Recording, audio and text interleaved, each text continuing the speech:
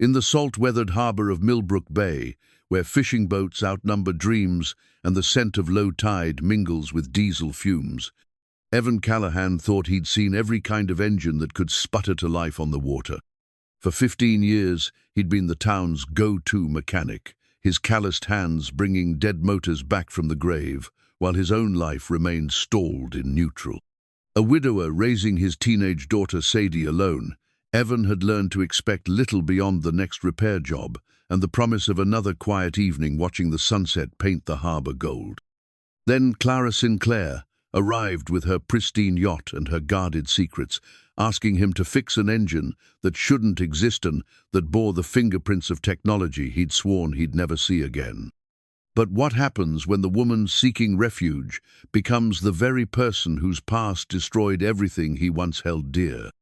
The morning fog rolled off Millbrook Bay like a slow-breathing ghost, revealing the harbor one weathered plank at a time. Evan Callahan stood at the edge of his pier, coffee steaming in his hands, watching the daily resurrection of his world. The routine never changed. 6:30 sharp. He'd unlock the garage doors, flip the ancient radio to the marine weather report, and survey the boats that waited like faithful dogs for his attention.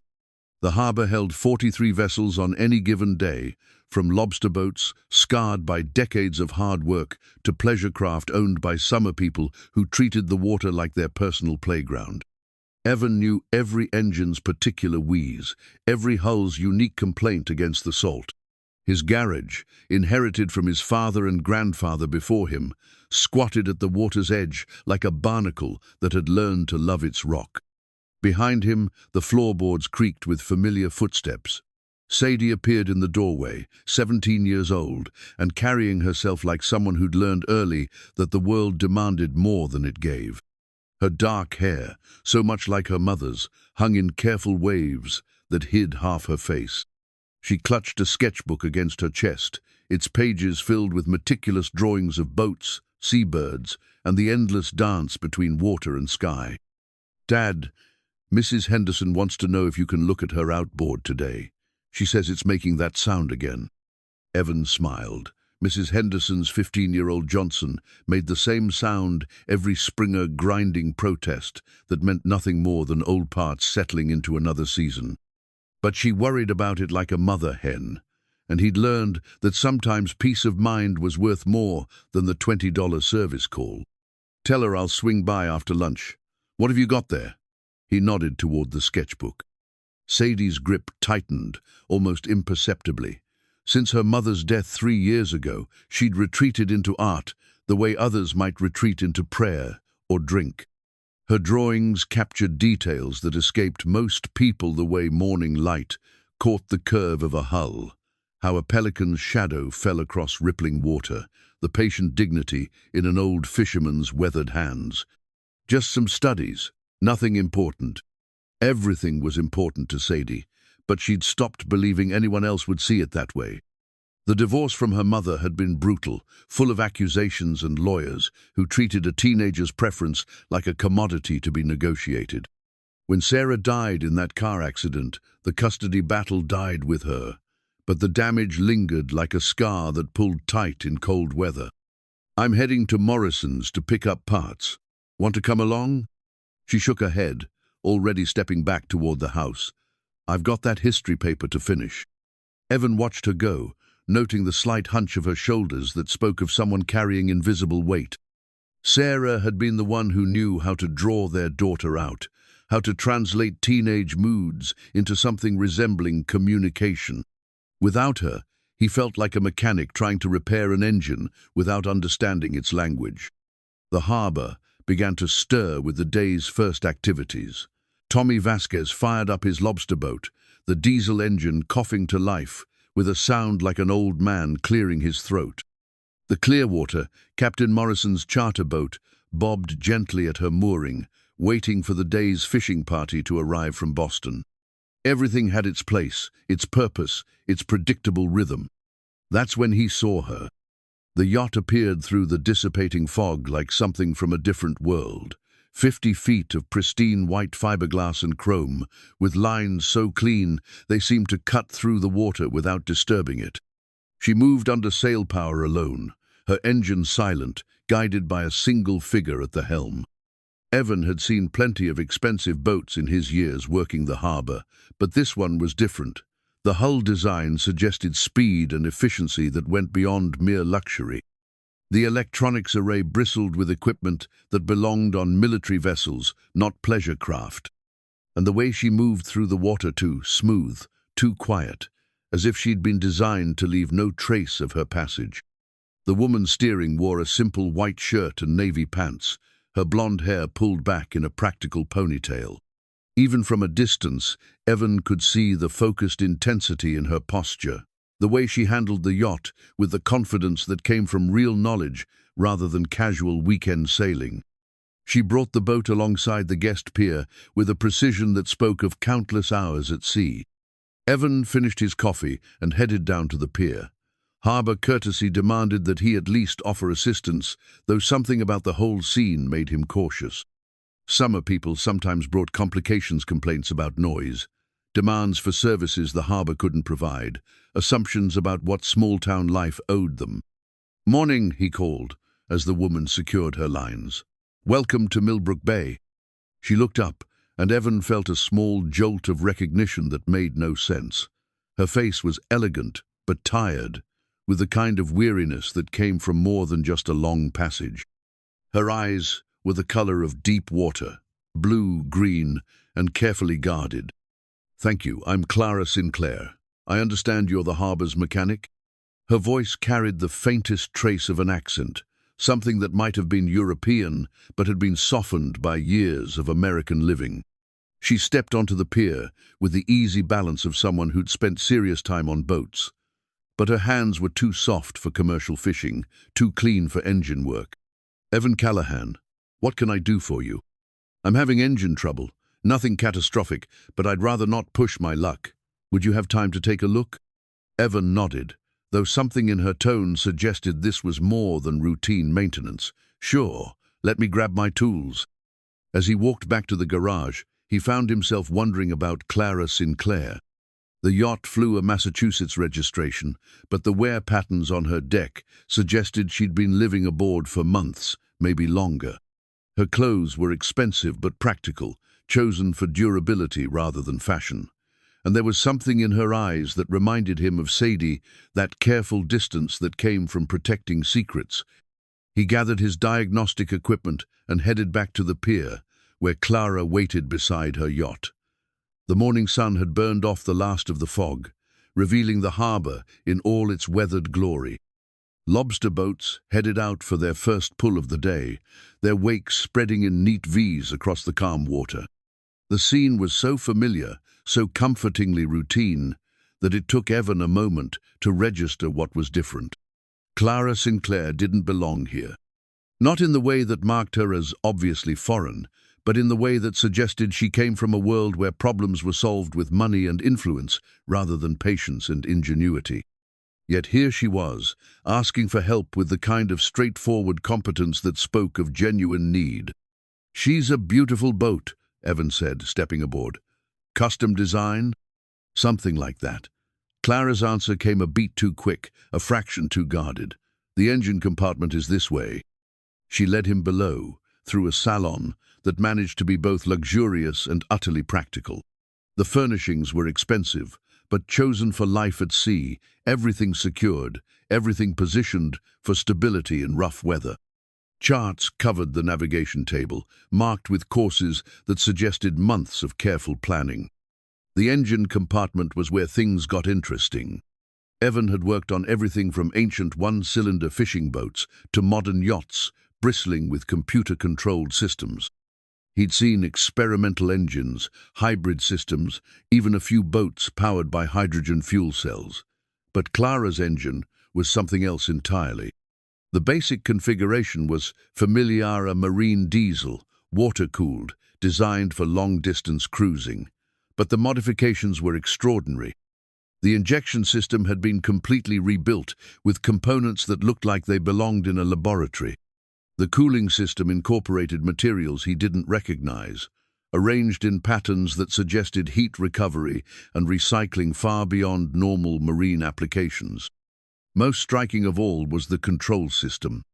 Instead of the standard mechanical linkages and electronic sensors, Clara's engine was governed by a computer interface that looked like it had been borrowed from a spacecraft. The display showed operating parameters in real time, tracking efficiency ratios and performance metrics with scientific precision.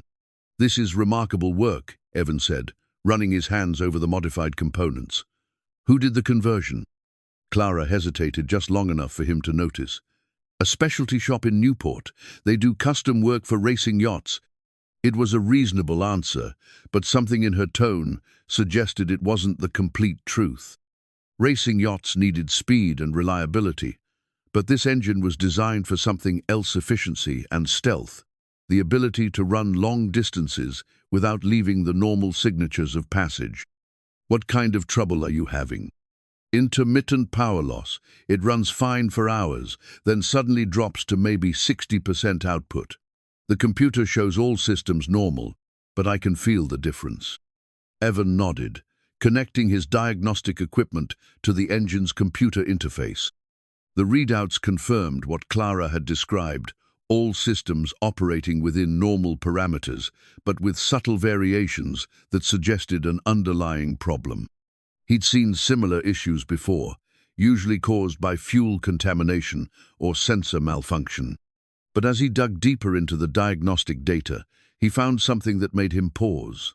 The engine's performance history showed operational patterns unlike anything he'd seen in recreational boating. Long passages at constant speed, minimal time in harbor, fuel consumption optimized for maximum range rather than comfort or convenience. This wasn't a pleasure yacht. It was a vessel designed for someone who needed to travel long distances without drawing attention, to operate independently for extended periods, to disappear into the vast anonymity of the ocean. "How long have you been aboard?" he asked, trying to keep his tone casual. "A few months. I'm taking some time to explore the coast." Another reasonable answer that felt incomplete. Evan had met plenty of people taking extended cruises, but they usually traveled with companions, made friends in every harbor, collected stories and experiences like souvenirs. Clara Sinclair traveled alone, spoke carefully, and kept her business to herself. "I think I've found your problem," he said, pointing to a sensor reading on his diagnostic display. "One of your temperature sensors is giving intermittent readings. The computer thinks the engine is overheating and automatically reduces power. It's probably just a loose connection, but I'll need to trace the wiring to be sure." "How long will that take?" "A day, maybe 2. I'll need to order a replacement sensor if the wiring checks out fine." He saw something flicker across her face, not impatience, but concern. The kind of worry that came from needing to keep moving, from having reasons to avoid staying in one place too long. "Is that a problem?" he asked. "No, of course not. I appreciate your help." But as they climbed back up to the deck, Evan found himself wondering what Clara Sinclair was really running from, and why her yacht was equipped like a vessel designed to vanish without a trace. In his experience, people only invested in that kind of capability when they had serious reasons to disappear. The morning was fully established now, with the harbor busy with the day's activities. Clara stood at the rail, watching the lobster boats heading out to sea with an expression that mixed longing and caution. She looked like someone who understood the attraction of the horizon, but had learned to be careful about what might be following in her wake. "I'll get started on the diagnostics this afternoon," Evan said. "You're welcome to use the harbor facilities, shower, laundry, whatever you need." "Thank you. That's very kind." As he walked back toward his garage, Evan found himself thinking about the careful way Clara spoke, the practiced ease with which she deflected personal questions, the subtle modifications to her yacht that suggested preparation for extended solo voyaging. In his experience, people only lived that way when they had compelling reasons to stay mobile and anonymous. Behind him, he heard the faint sound of Sadie's voice as she emerged from the house to hang laundry on the line that stretched between 2 weathered posts. Clara turned at the sound, and Evan caught a glimpse of something unexpected in her expressione, a kind of gentle attention that suggested she understood something about teenagers that most adults missed. As he opened the garage doors and began setting up for the day's work, Evan couldn't shake the feeling that Clara Sinclair's arrival was going to change the careful equilibrium of his life in ways he couldn't yet imagine. The harbour had seen plenty of visitors over the years, but few had brought the kind of watchful intensity that surrounded Clara like an invisible field. He'd learned, through bitter experience, to be cautious about complications. The custody battle had taught him that other people's problems had a way of becoming his own, and he'd built his life around routines that kept such entanglements at bay. But something about Clara Sinclair made him curious, despite his better judgment. Perhaps it was the way she'd handled her yacht, with the kind of competence that came from necessity rather than hobby. Or maybe it was the careful distance in her eyes, the same protective wariness he recognized in his own daughter. Whatever it was, Evan found himself looking forward to the diagnostic work with more interest than a simple sensor problem usually warranted. The morning stretched ahead, full of familiar tasks and predictable challenges. But for the first time in months, Evan felt the stirring of something he'd almost forgotten, the sense that his carefully ordered world might be about to become considerably more interesting. 2 days later, Evan was deep in the engine compartment of Clara's yacht when his fingers found something that shouldn't have been there. Tucked beneath a panel housing, the fuel injection system was a small plastic card, slightly yellowed with age and bearing the distinctive blue and silver logo of Meridian Energy Corporation. The factory ID badge showed a photograph of a younger man with Evan's same dark eyes and stubborn jaw. Thomas M. Callahan, employee, 4471, Manufacturing Division. The expiration date was 5 years old, exactly when Tommy had died, in what the company called an industrial accident. Evan's hands began to shake as he stared at his brother's face. The badge felt impossibly heavy in his palm, a ghost made manifest in the confined space of the engine compartment. He'd thought he'd moved past the worst of the grief, had learned to live with the questions that would never be answered. But here was Tommy's ID badge, hidden in the yacht of a woman who claimed to know nothing about Meridian Energy. "Everything all right down there?" Clara's voice drifted down from the deck, casual and concerned. Evan slipped the badge into his pocket, his mind racing. How had Tommy's factory ID ended up in Clara's engine compartment? Had she known Tommy? Was she connected to Meridian Energy somehow? The questions multiplied like a spreading stain, darkening everything he thought he understood about Clara Sinclair. "Just found something interesting," he called back, trying to keep his voice steady. "I'll be up in a minute." He forced himself to complete the sensor replacement, his hands moving through familiar motions while his thoughts churned. Tommy had been 28 when he died, working the night shift at Meridian's chemical processing plant outside Portland. The official report blamed operator error. Tommy had supposedly bypassed safety protocols and been overcome by hydrogen sulfide gas. The company had paid a modest settlement to avoid publicity, and the case had been closed within 6 months. But Evan had never believed the official story. Tommy had been safety-obsessed, the kind of worker who double-checked every procedure and never took shortcuts. He'd been working toward his supervisor certification, studying engineering manuals in his spare time, talking about making the plant safer for everyone. The idea that he'd deliberately circumvented safety systems was absurd. Evan climbed back up to the deck, where Clara was sitting in the cockpit with a cup of coffee and a tablet computer. She looked up as he emerged, and he caught something in her expression, a flicker of watchfulness that seemed at odds with her casual demeanor. "How's the repair coming?" "Sensors replaced. I need to run some tests to make sure everything's calibrated properly." He settled into the seat across from her, studying her face. "Clara, I need to ask you something, and I'd appreciate a straight answer."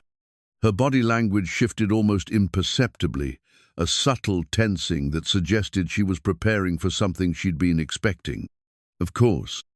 Evan pulled the ID badge from his pocket and placed it on the table between them. Clara's face went completely still, the color draining from her cheeks. For a long moment, neither of them spoke. "That's my brother," Evan said quietly. "He died 5 years ago in an accident at Meridian Energy.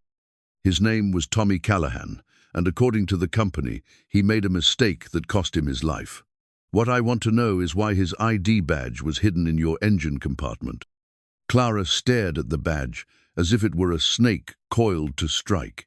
When she finally looked up, her eyes held a depth of pain that matched his own. "I was hoping you'd never have to know about this." "Know about what?" Clara was quiet for so long that Evan began to wonder if she was going to answer at all. When she finally spoke, her voice was barely above a whisper. "Tommy didn't make a mistake. He was murdered." The words hit Evan like a physical blow. He'd suspected, had lived with nagging doubts for 5 years, but hearing it stated so boldly made the harbor seem to tilt around him. "How do you know that?" "Because I'm the reason he's dead." Clara stood abruptly and walked to the rail, her back to him. Evan could see the tension in her shoulders, the careful control that was barely holding her together. "My name is Clara Sinclair now, but 5 years ago, I was Dr. Clara Hoffman, Chief Innovation Officer for Meridian Energy Corporation. I developed the chemical processing system that your brother was working on when he died." Evan felt something cold and sharp unfold in his chest. The woman he'd been growing to respect, maybe even care about, was connected to the company that had killed Tommy. More than connected, she'd helped design the system that had taken his brother's life. "You worked for Meridian." "I worked for them, and I believed in what we were doing. Clean energy, environmental responsibility, all the buzzwords that made it easy to ignore the corners we were cutting." She turned to face him, and her eyes were bright with unshed tears. "Your brother discovered that the safety protocols I'd designed were being deliberately circumvented to increase production speed. He was going to report it. So they killed him. They made it look like an accident, but Tommy had been asking questions, pushing for investigations. He'd found evidence that the company was falsifying safety data, exposing workers to dangerous chemicals to meet production quotas." Clara's voice grew stronger, more controlled. He was going to blow the whistle, so they silenced him and made it look like his own carelessness. Evan stared at her, trying to process the magnitude of what she was telling him. Tommy hadn't just died in an accident, he'd been murdered for trying to protect other workers. And the woman sitting across from him had been part of the system that killed him. "Why should I believe you?" "Because I have proof." Clara disappeared below deck and returned with a laptop computer. "After Tommy died, I started investigating.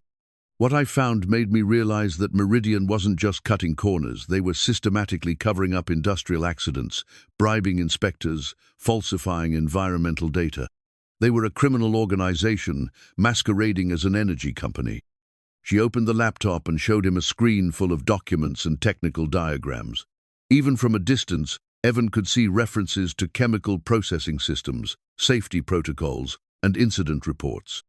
"I spent 2 years gathering evidence, trying to build a case that would hold up in court. But the more I learned, the more dangerous it became. Meridian has connections everywhere, regulatory agencies, law enforcement, even federal oversight committees. When I finally tried to go public, they destroyed my career and put a target on my back." "So, you ran?" "I ran, and I've been running ever since. The yacht, the false identity, the constant move-in, it's all to stay one step ahead of people who would rather see me dead than have the truth come out." Evan looked down at Tommy's ID badge, trying to reconcile this new information with everything he thought he knew. His brother hadn't died because of his own mistake. He'd died because he'd tried to do the right thing. And Clara wasn't just a mysterious woman seeking refuge, was a whistleblower carrying evidence that could bring down the company responsible for Tommy's death. "Why do you have his badge?" "I took it from his locker after the funeral, along with his safety reports, his correspondence with supervisors, anything that might serve as evidence someday." Clara's voice broke slightly. "I've been carrying pieces of your brother with me for 5 years, waiting for the chance to get justice for him and all the others." "Others?" "Tommy wasn't the first, and he wasn't the last. Meridian has been covering up worker deaths for decades.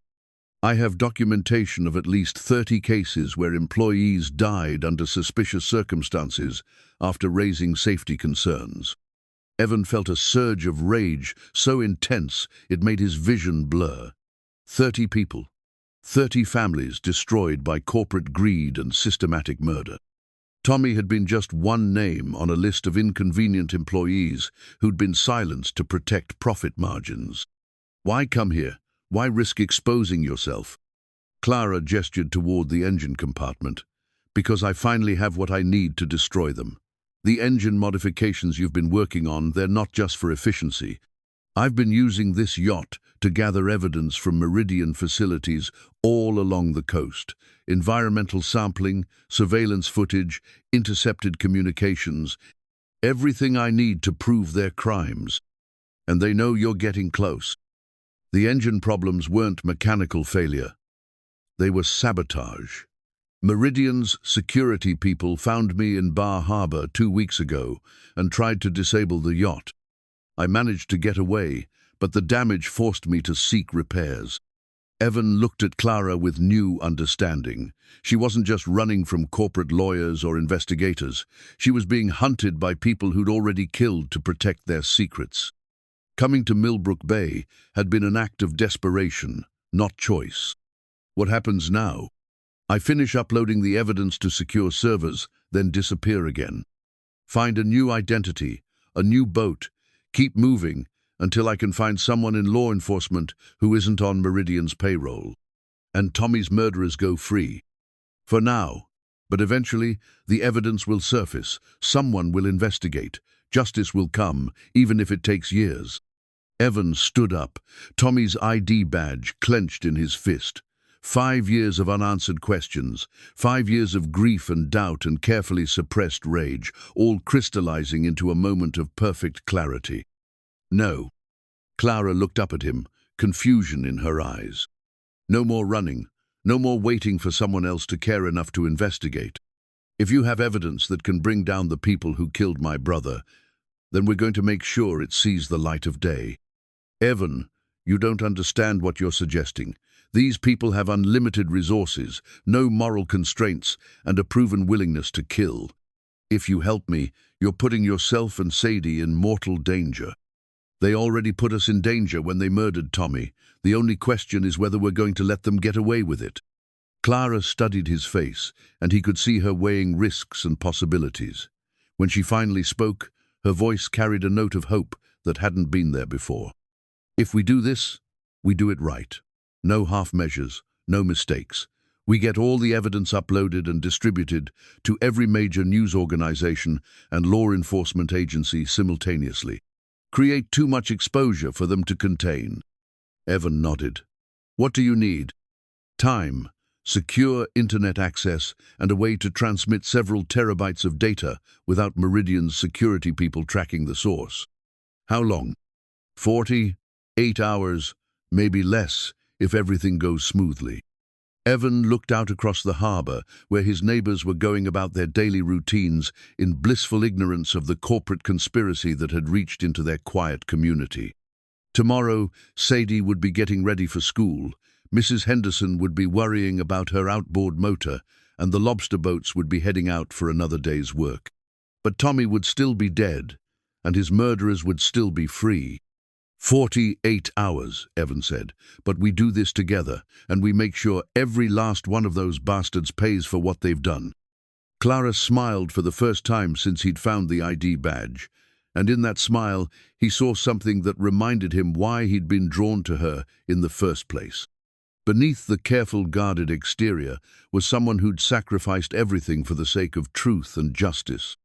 Someone worth fighting alongside, no matter what the cost. The afternoon sun was beginning to slant across the harbor, painting the water in shades of gold and amber. To anyone watching from shore, they looked like two people enjoying a quiet conversation on a beautiful yacht.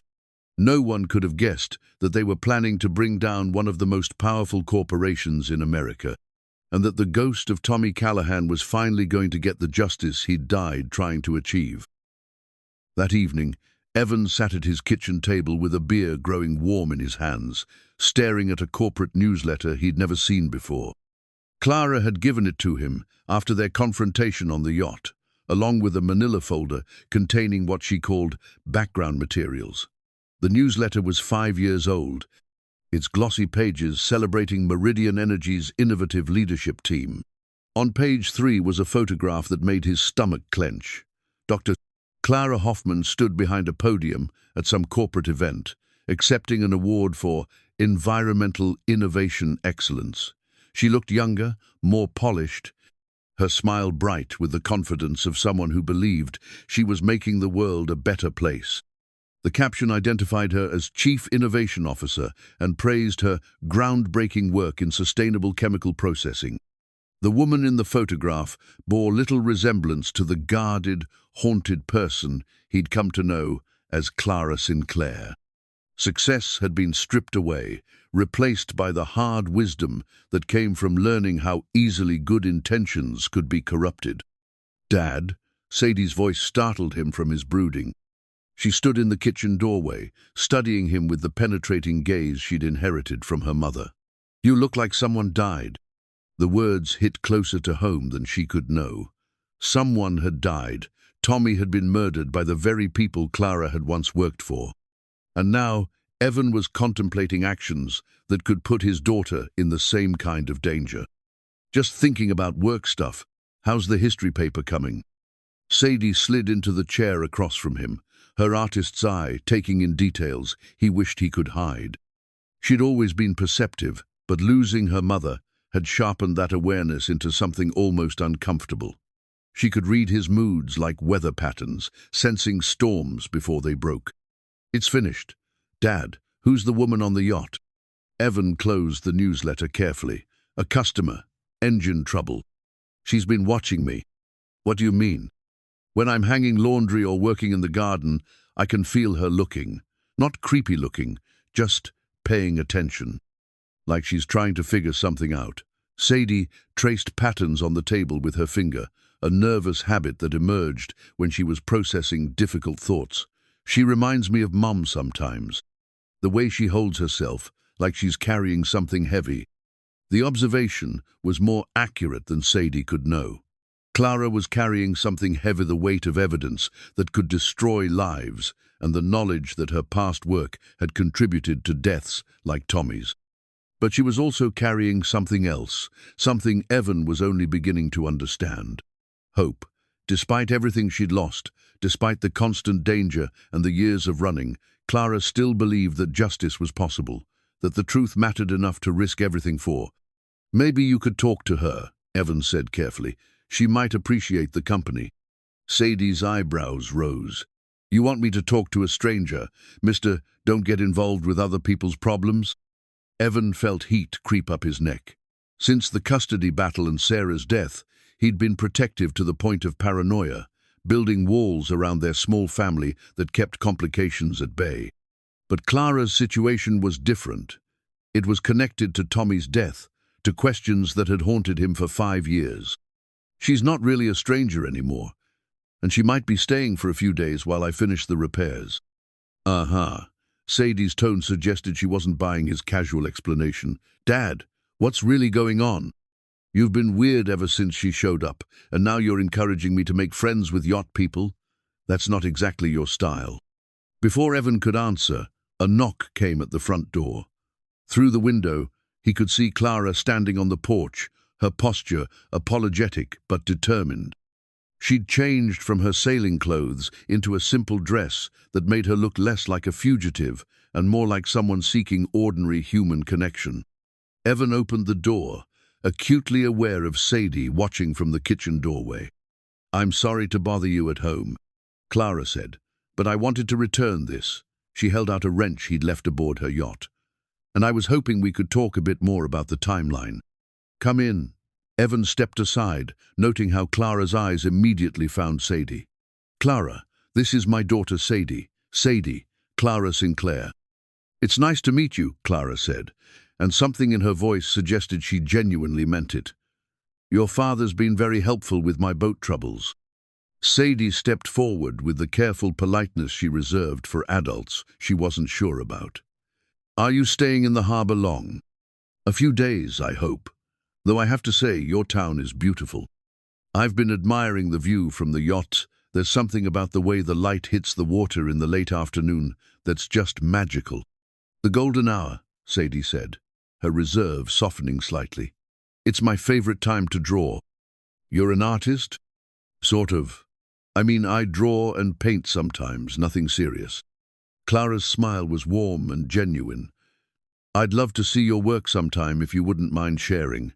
I have a great appreciation for people who can capture the beauty of the sea. Evan watched this exchange with growing unease. Clara was being friendly, but there was something calculated about it, as if she was deliberately drawing Sadie into their orbit. Given what they were planning to do, involving his daughter even peripherally felt dangerous. Clara, maybe we should discuss those timeline issues, he said. Of course. Clara turned back to Sadie. It was lovely meeting you. I hope we'll have a chance to talk again. Evan led Clara to his small home office, closing the door behind them. The room was cramped and functional, dominated by a desk covered in boat repair manuals and a computer he used mainly for ordering parts. You can't involve Sadie in this, he said without preamble. I'm not trying to involve her, but if we're going to work together for the next few days, it might help if she doesn't see me as a complete outsider. Teenagers notice things, ask questions. A little friendly conversation now might prevent complications later. Evan conceded the point reluctantly. Clara was right. Sadie had already noticed her presence and would certainly pick up on any tension or secrecy. Better to establish a plausible reason for Clara to be around. What did you mean by timeline issues? Clara pulled a smartphone from her pocket and showed him a screen full of technical data. I've been monitoring Meridian's internal communications. They know I'm somewhere along the Maine coast, and they're narrowing the search. I probably have less time than I thought. How much less?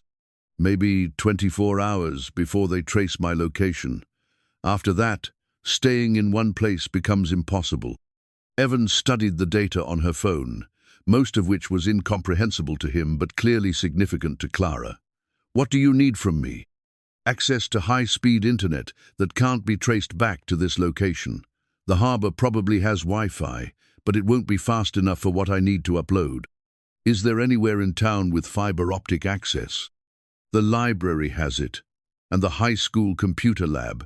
Evan thought for a moment. The library would be saferless traffic, older staff who don't pay much attention to what people are doing online. Can you get me access after hours? I need to upload several terabytes of data, which could take most of the night. Margaret Chen runs the library. She's been there for 20 years, and she's a friend. I could probably convince her to let us use the building tonight, especially if I tell her it's for boat registration paperwork or something equally boring. Clara nodded. That could work. What about security, cameras, alarm systems? Basic stuff.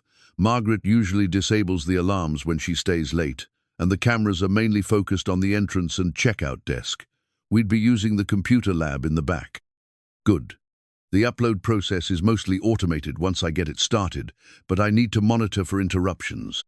If Meridian's security people detect what I'm doing, they'll try to interfere electronically before they resort to physical intervention. Evan felt a chill at the casual way Clara discussed electronic warfare and physical threats. His world of mechanical problems and straightforward solutions seemed impossibly naive compared to the shadow war she'd been fighting. Clara, are you sure this is going to work? Really sure? Because if we fail, if they catch us, then we'll have tried. That's more than anyone else has been willing to do. Clara's voice carried a quiet intensity that reminded him of Tommy in his most determined moments. Your brother died trying to protect people. I've spent 5 years gathering evidence to honor that sacrifice. Tomorrow night, we finally get the chance to make it count. A soft knock interrupted them. Sadie's voice came through the door. Dad? Mrs. Chen called. She wants to know if you can look at the library's heating system tomorrow night. Says it's making funny noises. Evan and Clara exchanged glances. Margaret Chen's timing was either providential or suspicious. Tell her I'll be there around 8, Evan called back. She says to bring your tools and plan on staying late. Sounds like it might be complicated. When Sadie's footsteps retreated, Clara smiled grimly. Your daughter has interesting timing. Margaret's been having trouble with that heating system for months. The timing is pure coincidence. But even as he said it, Evan felt the universe aligning in ways that seemed almost too convenient. Unless what? Unless someone suggested to Margaret that now would be a good time to have her heating system checked. Clara's expression grew thoughtful. You think someone knows what we're planning? I think small towns have ways of taking care of their own that outsiders don't always understand. Margaret's husband died in a factory accident 15 years ago. Different company, similar circumstances. If she suspected we were going after corporate killers, she might be inclined to help. Even if it put her at risk? Especially if it put her at risk. Margaret doesn't scare easily, and she has a long memory for injustice. Clara was quiet for a moment, processing this new variable in their plans.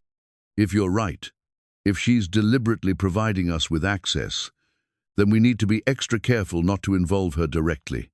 The last thing I want is to put another innocent person in danger. Margaret Chen hasn't been innocent of anything since 1987.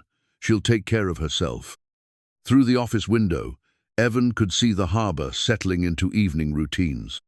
Boats returning from day trips, charter customers heading back to their hotels, the first lights beginning to twinkle in windows along the waterfront. It was a scene of comfortable normalcy that would probably be shattered forever if their plan succeeded. Tomorrow night, they would either strike a blow for justice that had been 5 years in the making, or they would trigger a corporate response that could destroy everything he'd built in Millbrook Bay. There was no middle ground, no way to test the waters or retreat if things went wrong. One more thing, Clara said. If something happens to May, Meridian's people find us before we can complete the upload, I need you to promise me something. What? Take the evidence and run. Don't try to be a hero. Don't try to save me. Just get the data to someone who can use it, even if it takes years. Evan looked at her steady gaze, seeing the same determination that had driven Tommy to risk his life for the safety of other workers. I promise, but it won't come to that. I hope you're right. As Clara prepared to leave, Evan felt the weight of commitment settling over him like a physical presence. Tomorrow night would change everything for better or worse. There would be no going back to the careful, controlled life he'd built around his grief. But for the first time since Tommy's death, he felt like he was moving towards something instead of just away from the past. Justice might be a fragile hope, but it was better than the hollow acceptance he'd been living with. Outside, the harbor lights reflected off the calm water like scattered stars, and Clara's yacht sat quietly at the guest pier, holding secrets that could topple an empire. Tomorrow, those secrets would finally see the light of day. The next morning brought low-hanging clouds and the kind of steady drizzle that made the harbor look like a watercolor painting left out in the rain. Evan found Clara sitting in the diner that occupied the ground floor of the old Seaman's Hotel, hunched over a laptop computer and a cup of coffee that had probably gone cold an hour ago. She looked up as he approached, and he could see the exhaustion in her eyes.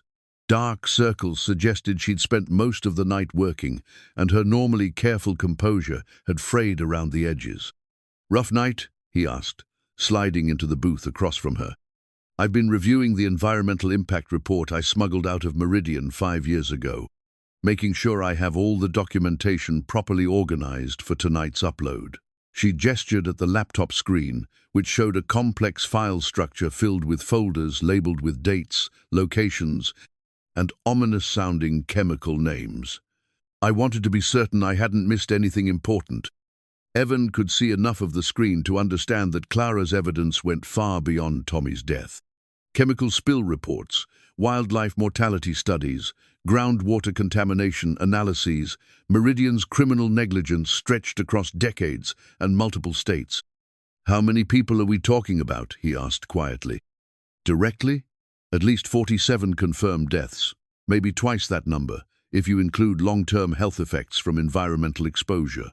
Clara's voice was steady, but her hands trembled slightly as she reached for her coffee cup. "Indirectly, thousands, maybe tens of thousands." The magnitude of it was overwhelming. Evan had focused his anger on Tommy's death, but Clara had been carrying evidence of systematic mass murder for 5 years. No wonder she looked haunted. How do you live with knowing all that? By remembering that knowledge without action is just another form of complicity. Clara closed the laptop and leaned back in the booth. Your brother understood that. It's why he was willing to risk everything to expose what was happening at the plant. Through the diner's rain-streaked windows, Evan could see the harbor going about its morning business despite the weather. Lobster boats heading out to pull traps, the mail boat preparing for its run to the outer islands, tourists in yellow slickers browsing the shops along the waterfront. Normal life, blissfully unaware of the corporate conspiracy that had reached into their quiet community. I've been thinking about what happens after tonight, Evan said. Assuming everything goes according to plan and the evidence gets uploaded successfully, what then? Then Meridian's lawyers and PR people go into crisis mode. They'll try to discredit the evidence, claim it's fabricated or taken out of context. They'll attack my credibility, paint me as a disgruntled former employee with an axe to grind, the usual corporate playbook. Will it work? Maybe, for a while. But the evidence is too extensive, too well documented. Eventually, the truth will be impossible to ignore. Clara's expression grew thoughtful. The key is making sure the story gets picked up by enough different outlets that Meridian can't contain it. Once it reaches critical mass, their damage control efforts will just make them look more guilty. And what happens to you? I disappear again. New identity, new boat, new life somewhere. Meridian's security people can't reach me. She paused, studying his face. What happens to you is the bigger question. Once this goes public, they'll investigate everyone who helped me. Your name will come up. Evan had been trying not to think about that particular complication. His involvement in Clara's plan would eventually be discovered, and Meridian had demonstrated their willingness to eliminate threats permanently. But the alternative, letting Tommy's murderers escape justice, was unacceptable. Let me worry about that. I am worried about it. And about Sadie. She's going to be at risk too, just by association. The mention of his daughter sent a cold spike of fear through Evan's chest. He'd been so focused on getting justice for Tommy that he'd barely considered the long-term consequences for Sadie. If Meridian decided to retaliate against him, she would become a target by default. Maybe I should send her to stay with her aunt in Boston for a while. That might be wise, at least until we know how Meridian responds to the evidence release. Before Evan could reply, the diner's door chimed and Sadie walked in, shaking rain from her jacket. She spotted them immediately and approached with the kind of purposeful stride that usually meant she had something on her mind. Hey, Dad. Clara. She slid into the booth next to Evan, her artist's eye taking in Clara's exhausted appearance and the tension crackling between the adults. You guys look like you're planning a revolution or something. The observation was uncomfortably close to the truth.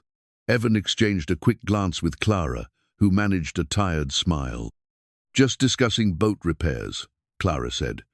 Your father's been very helpful with my engine problems. Uh-huh. Sadie's tone suggested she wasn't buying the innocent explanation. Dad, Mrs. Chen stopped by the house looking for you. She seemed kind of nervous about something. Did she say what she wanted?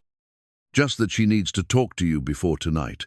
Something about the heating system being more complicated than she thought. Sadie's gaze shifted between Evan and Clara. She also asked if I was planning to stay home tonight, or if I might want to visit Aunt Linda for a few days. Evan felt his stomach drop. Margaret Chen was being far from subtle about her suspicions and her desire to get Sadie out of potential danger, which meant their plan was probably an open secret among certain members of the community. Maybe visiting Aunt Linda isn't a bad idea, he said carefully. You haven't seen her in months. Right, because suddenly you're encouraging family visits.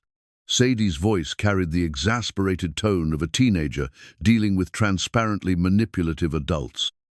Dad, whatever's going on, I'd rather know about it than be shipped off to Boston like some kind of fragile flower. Clara leaned forward, her expression serious. Sadie, sometimes adults have to deal with situations that are genuinely dangerous. Not because we think young people can't handle the truth, but because we want to protect the people we care about. What kind of dangerous? Evan and Clara exchanged another glance. There was no good way to explain corporate assassination plots to a 17-year-old, especially one who'd already lost her mother to unexpected tragedy. "The kind where it's better to be safe than sorry," Evan said finally. "I need you to trust me on this." Sadie studied both their faces, her artist's eye reading nuances that most people would miss. When she finally spoke, her voice was resigned, but determined. "Fine, I'll go to Aunt Linda's, but only if you promise to tell me everything once it's over." "Deal. And if you're not back by Sunday, I'm calling the police." "That won't be necessary." "It better not be." Sadie stood up, then turned to Clara. "Whatever my dad's getting himself into, I hope you know what you're doing." "So do I," Clara said quietly. After Sadie left, Clara and Evan sat in uncomfortable silence. The diner's background, noise-clinking dishes, muted conversations, the hiss of the coffee machine seemed amplified in the absence of their own words. "She's smart," Clara said eventually. "Too smart for her own good sometimes. She reminds me of myself at that age, observant, skeptical of adult explanations, determined to understand the world on her own terms." Clara's expression grew wistful. "I had planned to be a teacher originally, before I got seduced by corporate research budgets and the promise of making a real difference through technology. You still made a difference, just not the way you expected. I enabled the murder of dozens of people, including your brother. That's not exactly the legacy I was hoping for." Evan could hear the self-recrimination in her voice, the weight of guilt she'd been carrying for 5 years. But he could also see the determination that had kept her fighting despite the personal cost. Tommy knew the risks when he decided to blow the whistle. He made that choice because he believed some things were worth fighting for, even if it meant putting himself in danger. Evan met Clara's eyes across the table. "You've been fighting the same fight ever since. That's exactly the legacy he would have wanted." Clara was quiet for a long moment, absorbing his words. When she finally spoke, her voice was steadier. "Tonight, we finish what he started." "Tonight, we finish what he started," Evan agreed. Outside, the rain continued to fall, washing the harbor clean and preparing the stage for whatever tomorrow would bring. In a few hours, they would either strike the blow for justice that Tommy had died trying to deliver, or they would become the latest casualties in Meridian Energy's war against the truth. But for the first time since Clara had arrived in Millbrook Bay, Evan felt like they had a real chance of winning. The evidence was comprehensive, the plan was solid, and they had the tacit support of a community that understood the difference between right and wrong. Most importantly, they had each other, two people who'd found common cause in the pursuit of justice for the dead. As Clara gathered her things and prepared to return to her yacht, Evan made a silent promise to his brother's memory. Tonight, Tommy Callahan would finally get the justice he'd died trying to achieve, and Meridian Energy would finally face the consequences of their crimes. That afternoon, Clara sat cross-legged on her yacht's deck with a small encrypted USB drive in her palm, its innocent appearance belying the explosive contents hidden within. The device contained the most damning evidence she'd collected against Meridian Energy, detailed records of industrial accidents that had been systematically covered up, including a complete file on Tommy Callahan's death. She'd carried this particular drive for 2 years, adding to it whenever she could safely access Meridian's internal servers. The data it contained would destroy careers, topple executives, and send dozens of people to prison. But looking at it now, she felt only a bone-deep weariness at the thought of the battles that would follow its release. "Heavy thoughts?" Evan's voice came from the pier below. Clara looked up to find him standing beside her yacht with a canvas bag slung over his shoulder. His face carried the same mix of determination and apprehension she'd been feeling all day. "Just reviewing the evidence one more time, making sure I haven't missed anything crucial."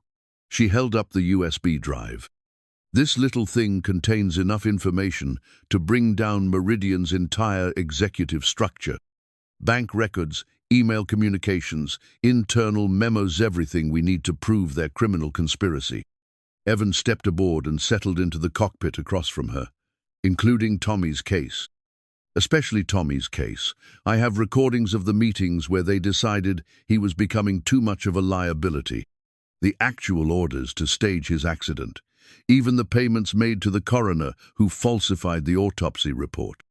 The words hung in the salt air like a curse. Evan's hands clenched involuntarily as he processed the magnitude of the conspiracy that had claimed his brother's life.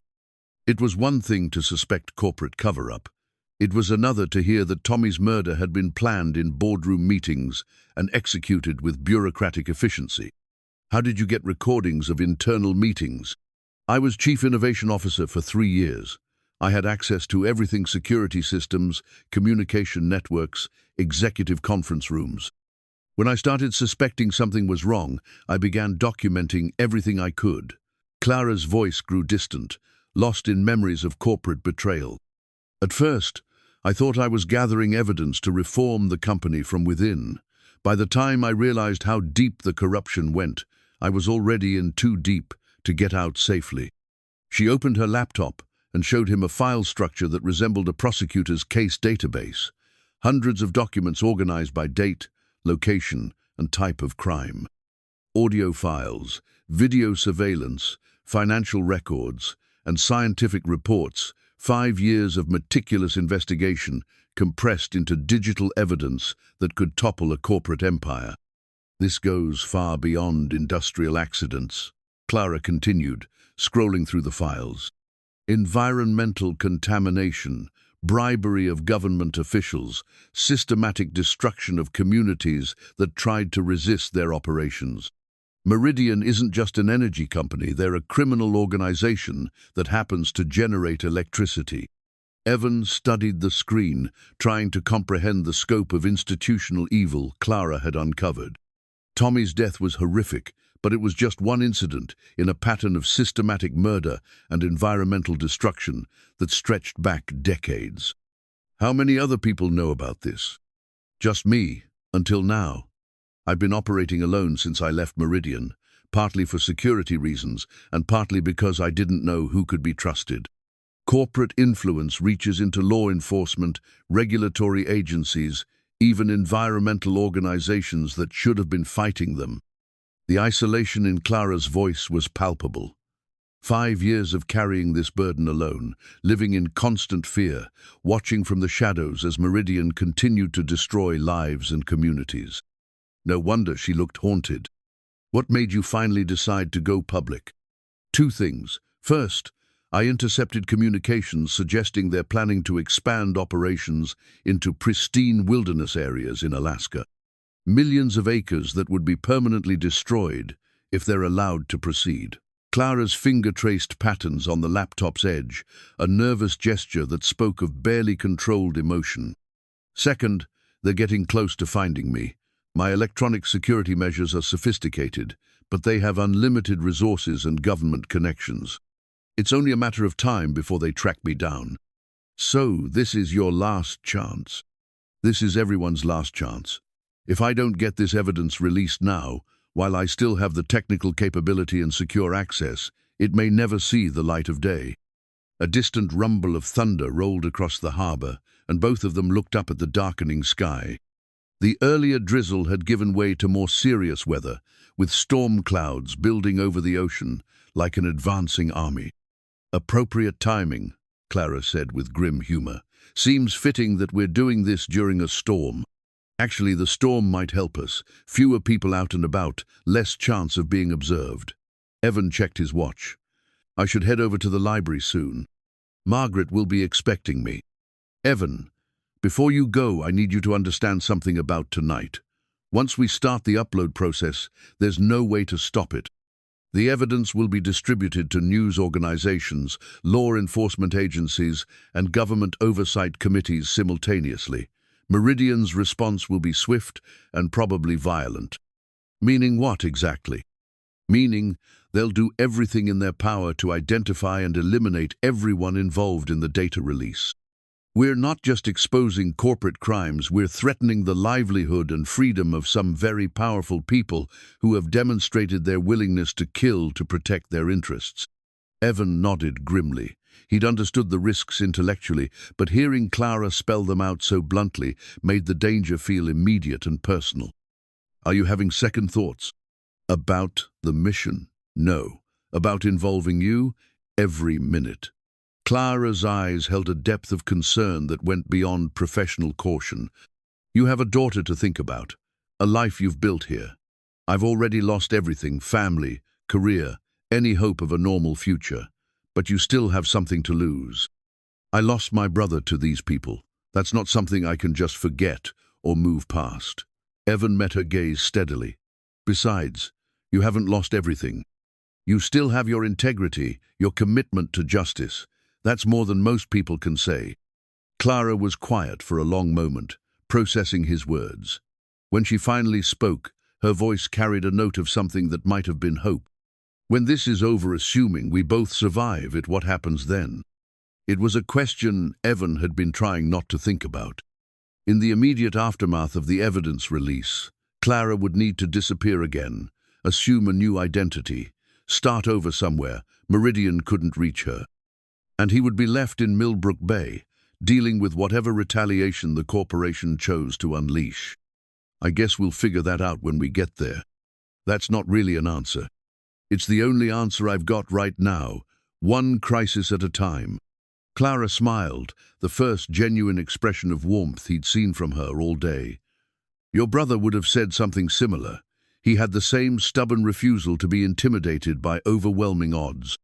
Tommy always said that doing the right thing was usually simpler, it was doing the easy thing that got complicated.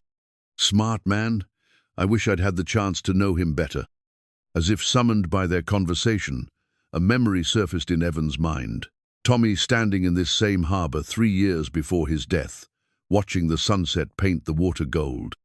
He'd been talking about his job at Meridian, expressing concerns about safety shortcuts and environmental violations. Even then, he'd been gathering courage for the confrontation that would ultimately cost him his life. You would have liked him, Evan said. He believed in the same things you do, that people in power have a responsibility to protect those who can't protect themselves, and that sometimes the only way to stop evil is to risk everything in opposition to it. Thunder rumbled again, closer this time, and the first fat raindrops began spattering the yacht's deck. Clara gathered her laptop and the USB drive, preparing to move the operation below deck. 6 hours, she said. In 6 hours, we'll either be heroes or fugitives. Or both. Probably both. As Evan prepared to leave for his appointment with Margaret Chen, he felt the weight of history settling around him like a physical presence. Tonight, they would either strike the blow for justice that Tommy had died trying to deliver, or they would become the latest casualties in a war between truth and power that had been raging long before they'd joined the fight. But looking at Clara's determined expression as she secured her evidence for the final operation, Evan felt something he hadn't experienced since his brother's death, the sense that he was finally moving in the right direction, finally taking action that would honor Tommy's sacrifice. The storm was building over Millbrook Bay, bringing with it the kind of transformative weather that could wash away old certainties and make space for new possibilities. By morning, nothing would be the same. And for the first time in 5 years, that prospect filled Evan with hope rather than dread. The Milbrook Bay Library stood dark against the storm-swept evening, its colonial brick facade streaming with rain. Evan pulled into the small parking lot behind the building, where Margaret Chen's ancient Honda Civic sat like a faithful sentinel beside the employee entrance. Through the rear windows, he could see the glow of computer screens in the reference section. He knocked softly on the back door, a pattern Margaret had taught him years ago when he'd helped her with after-hours maintenance projects. The door opened immediately, revealing Margaret's weathered face and knowing eyes. Evan, right on time. She stepped aside to let him enter, her gaze taking in the canvas bag slung over his shoulder. I assume you brought more than heating tools tonight. How much do you know, Margaret? Enough to understand that justice sometimes requires bending a few rules. She led him through the darkened stacks toward the computer lab, her footsteps sure despite the limited lighting. My Robert died in a factory accident that wasn't really an accident. Different company, similar circumstances. I've been waiting 20 years for someone to hold these corporate murderers accountable. The computer lab occupied the library's rear section, a modern addition that contrasted sharply with the building's historical character. 6 high-end workstations sat arranged in a semicircle, their large monitors dark but ready. Margaret had disabled the security cameras and motion sensors, creating a pocket of invisibility within the building's surveillance network. The fiber connection runs directly to the university server farm in Portland, Margaret explained, gesturing toward a workstation positioned away from the windows. Speed tests show consistent upload rates of about 2 gigabits per second, should be more than adequate for whatever you need to transmit. Evan stared at her, amazed by the casual efficiency with which she'd prepared for their operation. Margaret, you could lose your job for this. Maybe face criminal charges. At my age, job security isn't my primary concern. And as for criminal charges, well, sometimes civil disobedience is the only way to achieve civil justice. She handed him a set of keys. Lock up when you're finished. The security system will remain disabled until morning. What if someone asks why you were here so late? I'll tell them I was working on the quarterly budget reports. Boring enough that no one will ask for details. Margaret's smile held decades of accumulated wisdom about small-town politics and plausible deniability. Besides, in a place like Millbrook Bay, people mind their own business until it becomes everyone's business. After Margaret left, Evan waited in the darkened library for Clara's arrival. The storm had intensified, with wind-driven rain lashing the windows and thunder rolling across the harbor like artillery fire. Weather reports called for the system to peak around midnight, perfect cover for their clandestine activities. Clara appeared at the rear entrance precisely at 9 o'clock, moving through the storm like a shadow-given substance. She carried a waterproof case containing her laptop and the encrypted drives, her movements economical and purposeful despite the driving rain. "Any problems?" Evan asked as he let her in. "None so far, though I'm monitoring several concerning indicators in Meridian's communication traffic. They're definitely mobilizing resources to track me down." "How long do we have?" "Hard to say. Could be hours, could be days. But their search pattern is tightening." Clara followed him to the computer lab, her eyes automatically cataloging escape routes and potential defensive positions. The good news is that once the upload starts, they'll need time to trace the transmission source. The bad news is that they'll probably figure out it's coming from this area. She opened her laptop and began connecting it to the library's high-speed network, her fingers moving with practiced efficiency across the keyboard.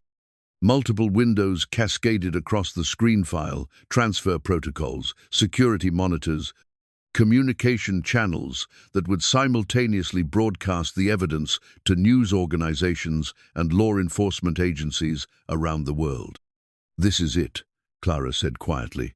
"Once I initiate the upload sequence, there's no stopping it. The evidence will propagate through multiple servers, creating redundant copies that can't be suppressed or destroyed." Evan watched the preparation process with growing tension. The stakes had never felt more real than they did now, sitting in the quiet library while Clara prepared to trigger a corporate earthquake that would ripple around the globe.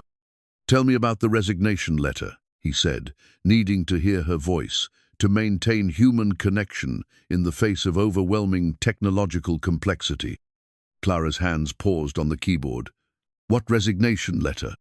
"The one you wrote to Meridian's board 5 years ago. I saw it referenced in your files." "Ah, that." Clara's expression grew distant, lost in memories of corporate idealism turned to bitter disillusionment. "I actually wrote it before I knew about the murders. Back when I thought the problems were just standard corporate corner-cutting that could be fixed through proper channels." "What did it say?" "Everything I believed about corporate responsibility and environmental stewardship. Everything I thought Meridian stood for when I joined them." Clara's voice carried the weight of profound disappointment. "I outlined my concerns about safety protocols, environmental impact assessments, worker protection standards. I actually believed the board would thank me for bringing these issues to their attention." What happened when you submitted it? They promoted me, gave me a raise, a bigger office, and more stock options. Then they buried the letter and continued with business as usual. Clara resumed her keyboard work, but Evan could see the tension in her shoulders. That's when I realized that my concerns weren't being ignored through bureaucratic incompetence. They were being ignored because the board already knew about the problems and had chosen to prioritize profits over human lives. So you started gathering evidence. So I started paying attention, really paying attention, not just to my own department, but to the entire corporate structure. What I found was a systematic pattern of criminal negligence that went back decades. The laptop chimed softly, indicating that the secure connection was established. Clara's files began appearing on the library workstation, terabytes of evidence ready for global distribution. Your brother's death was the turning point for me, Clara continued, her voice barely audible above the storm outside. When I saw the internal communications about staging his accident, when I realized that a good man had died simply for trying to protect his co-workers, that's when I understood that reform from within was impossible. That's when you decided to become a whistleblower. That's when I decided to become a weapon. The words hung in the air like a challenge to the universe itself. Clara Sinclair, who had once believed in corporate responsibility and environmental stewardship, had been transformed by institutional betrayal into something far more dangerous, a person with nothing left to lose and the technical skills to inflict maximum damage on her former employers. "Are you ready?" she asked, her finger hovering over the enter key. Evan thought about Tommy, working late shifts at the chemical plant while studying for his supervisor certification, about all the workers who had died in accidents that weren't really accidents, about communities poisoned by environmental contamination that had been covered up for decades. "Do it." Clara pressed enter. The screen exploded into activity as files began uploading to servers around the world. Progress bars crept steadily forward, each percentage point representing another piece of evidence that would help destroy Meridian Energy's criminal conspiracy. "How long?" Evan asked. 6 hours for the complete upload, but the most damaging files will be transmitted in the first 2 hours, enough to trigger investigations and media coverage, even if we're interrupted. They settled into vigilant waiting, monitoring the upload progress while staying alert for any signs of discovery. The storm continued to rage outside, providing natural cover for their activities, but also creating an atmosphere of barely controlled chaos that matched their internal tension. "Clara," Evan said during a lull in the thunder, "after tonight, after this is all over, where will you go?"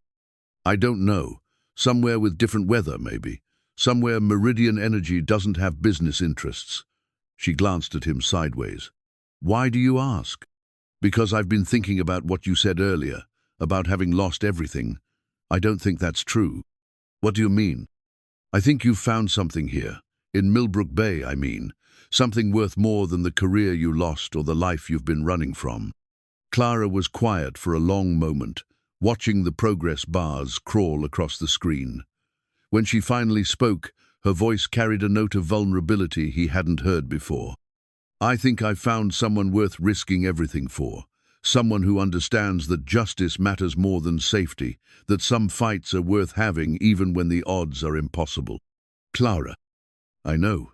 This isn't the time or place for personal declarations. But if we don't survive tonight, I wanted you to know that these past few days have meant more to me than all the years I spent building my corporate career." Before Evan could respond, the laptop chimed with an urgent alert. Clara's face went pale as she read the message on her screen. "What is it?" "Meridian security forces. They've traced the upload to this geographical area. We've got maybe 30 minutes before they narrow it down to this building." "How much of the evidence has been transmitted?" "About 60%. Enough to trigger investigations, but not enough to guarantee convictions." Clara's fingers flew across the keyboard, optimizing the remaining upload priorities. "We need more time." Evan looked out at the storm-lashed harbor, where Clara's yacht sat hidden among the other vessels. In 30 minutes, their sanctuary would become a trap, and they would be forced to run or fight. "Then we make time," he said grimly, "whatever it takes." The battle for Tommy Callahan's justice was about to begin. Clara's laptop screen flickered and died. For a heartbeat, Evan thought the storm had caused a power outage. Then Clara's face went completely white, and he realized that the sudden darkness was far more sinister than any natural phenomenon. "They've found us," she whispered, her voice barely audible above the rain hammering against the library windows. "Remote shutdown. They're inside our network." "How is that possible?" Clara's hands shook as she tried to restart the laptop. "Because someone who knows my security protocols is helping them. Someone who understands exactly how I've been staying hidden for 5 years. The laptop screen flickered back to life, but instead of Clara's file transfer interface, it displayed a video call window. The face that appeared made Clara recoil, as if she'd been struck. "Doctor." Michael Reeves looked exactly as Clara remembered him: sandy hair, wire-rimmed glasses, and the kind of earnest expression that had once made her believe he shared her commitment to environmental responsibility. But his eyes held a coldness that chilled Evan to the bone. "Hello, Clara. It's been a long time." "Michael." Clara's voice was steady, but Evan could see her hands trembling. "I should have known. You always were ambitious enough to sell your soul for the right price." "Ambition had nothing to do with it. This is about loyalty, corporate loyalty, which you've apparently forgotten." Michael's image leaned forward, and Evan could see what looked like a corporate office behind high-expensive furniture, panoramic windows, the trappings of executive power. "Do you have any idea how much damage your little crusade has caused? How many good people have lost their jobs because of your vindictive fantasies?" "Good people?" Clara's composure cracked slightly. "Michael, you helped me develop the safety protocols that they've been systematically ignoring. You know as well as I do that Tommy Callahan and dozens of others were murdered to protect profit margins. Tommy Callahan died because he couldn't follow simple safety procedures. The company conducted a thorough investigation, and operator error was clearly established." Michael's tone carried the practiced authority of someone who'd repeated the same lie so many times he'd begun to believe it himself. "What you call murder, I call unfortunate workplace accidents that have been blown out of proportion by a disgruntled former employee with obvious psychological issues." Evan found his voice. "You bastard! I'm Tommy's brother, and I know he didn't make any mistakes. He was the most safety-conscious worker in that plant." Michael's gaze shifted to Evan with predatory interest. "Ah, the local muscle. Yes, we know all about you, Mr. Callahan. Struggling boat mechanic, bitter widower, raising a teenage daughter on whatever scraps you can earn in this backwater fishing village. Hardly the ideal witness for a credible investigation. Fuck you." Such eloquence. I can see why Clara was drawn to your particular brand of small-town charm. Michael's smile was razor thin. "But I'm afraid your little romance is about to end very badly." "Michael, what do you want?" Clara asked. "I want you to stop this insanity before it destroys everything we've worked to build. Meridian Energy is on the verge of revolutionary breakthroughs in clean technology. The environmental applications alone could transform how the world generates power. But that work requires capital, infrastructure, and the kind of long-term planning that isn't possible when corporate resources are being wasted on frivolous lawsuits and regulatory investigations. Revolutionary breakthroughs." Clara's voice dripped with contempt. "You mean like the hydrogen fuel cell technology that exploded at the Newark facility? Or the experimental battery systems that contaminated groundwater in 3 different states? Necessary risks in the pursuit of scientific progress. You can't make an omelette without breaking a few eggs." "Those weren't eggs, Michael. They were human lives. Acceptable losses in service of a greater good that you're apparently too small-minded to comprehend." Evan stared at the screen in horrified fascination. Michael Reeves wasn't just defending corporate crimes. She genuinely believed that murder and environmental destruction were justified in pursuit of technological advancement. The man was a sociopath with a PhD and a corner office. "Clara," You have exactly 10 minutes to delete all copies of your stolen files and surrender yourself to our security team. They're positioned around the library as we speak, waiting for my signal. And if I refuse, then Mr. Callahan and his daughter will join the list of acceptable losses. Michael's casual tone made the threat even more chilling. We know Sadie is staying with her aunt in Boston. Very responsible of you to get her out of harm's way, but Boston isn't nearly far enough to guarantee her safety. Evan felt ice crystallize in his veins. These people were threatening his daughter, the most important person in his world, the only family he had left after Tommy's death. The protective fury that rose in his chest was unlike anything he'd ever experienced. You touch her, and I'll kill you myself. I doubt that very much. But your concern for her welfare is touching and ultimately irrelevant. Clara, 8 minutes.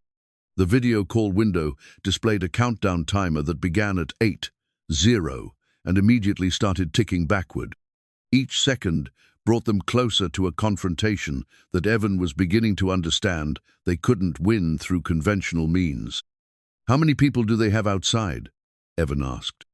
Clara was frantically typing on her laptop, trying to bypass the network intrusion and restore the file transfer protocols. Doesn't matter. Even if we could fight our way out of here, they'd just track us down again. Michael knows every security measure I've ever used, every safe house I've ever established, every contact I've ever cultivated. Then we need to change the game. How? Evan was thinking furiously, drawing on years of solving mechanical problems under pressure. Every system had vulnerabilities, including corporate security operations, staffed by people who thought small-town Americans were too stupid to fight back effectively. Michael, he called toward the laptop screen. You said you know all about me. Struggling boat mechanic, right? That's correct. Then you probably also know that I learned my trade from my father, who learned it from his father before him. 3 generations of Callahans working on boats in Millbrook Bay. Your point?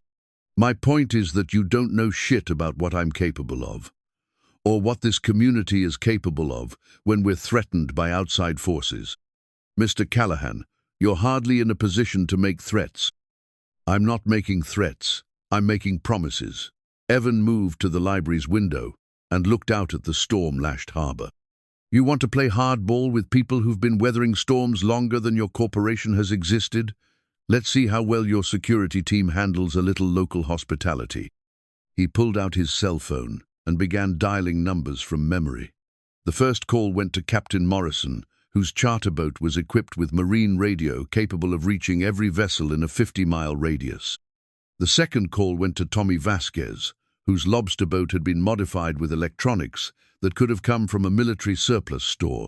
What are you doing? Clara asked. Calling in the cavalry.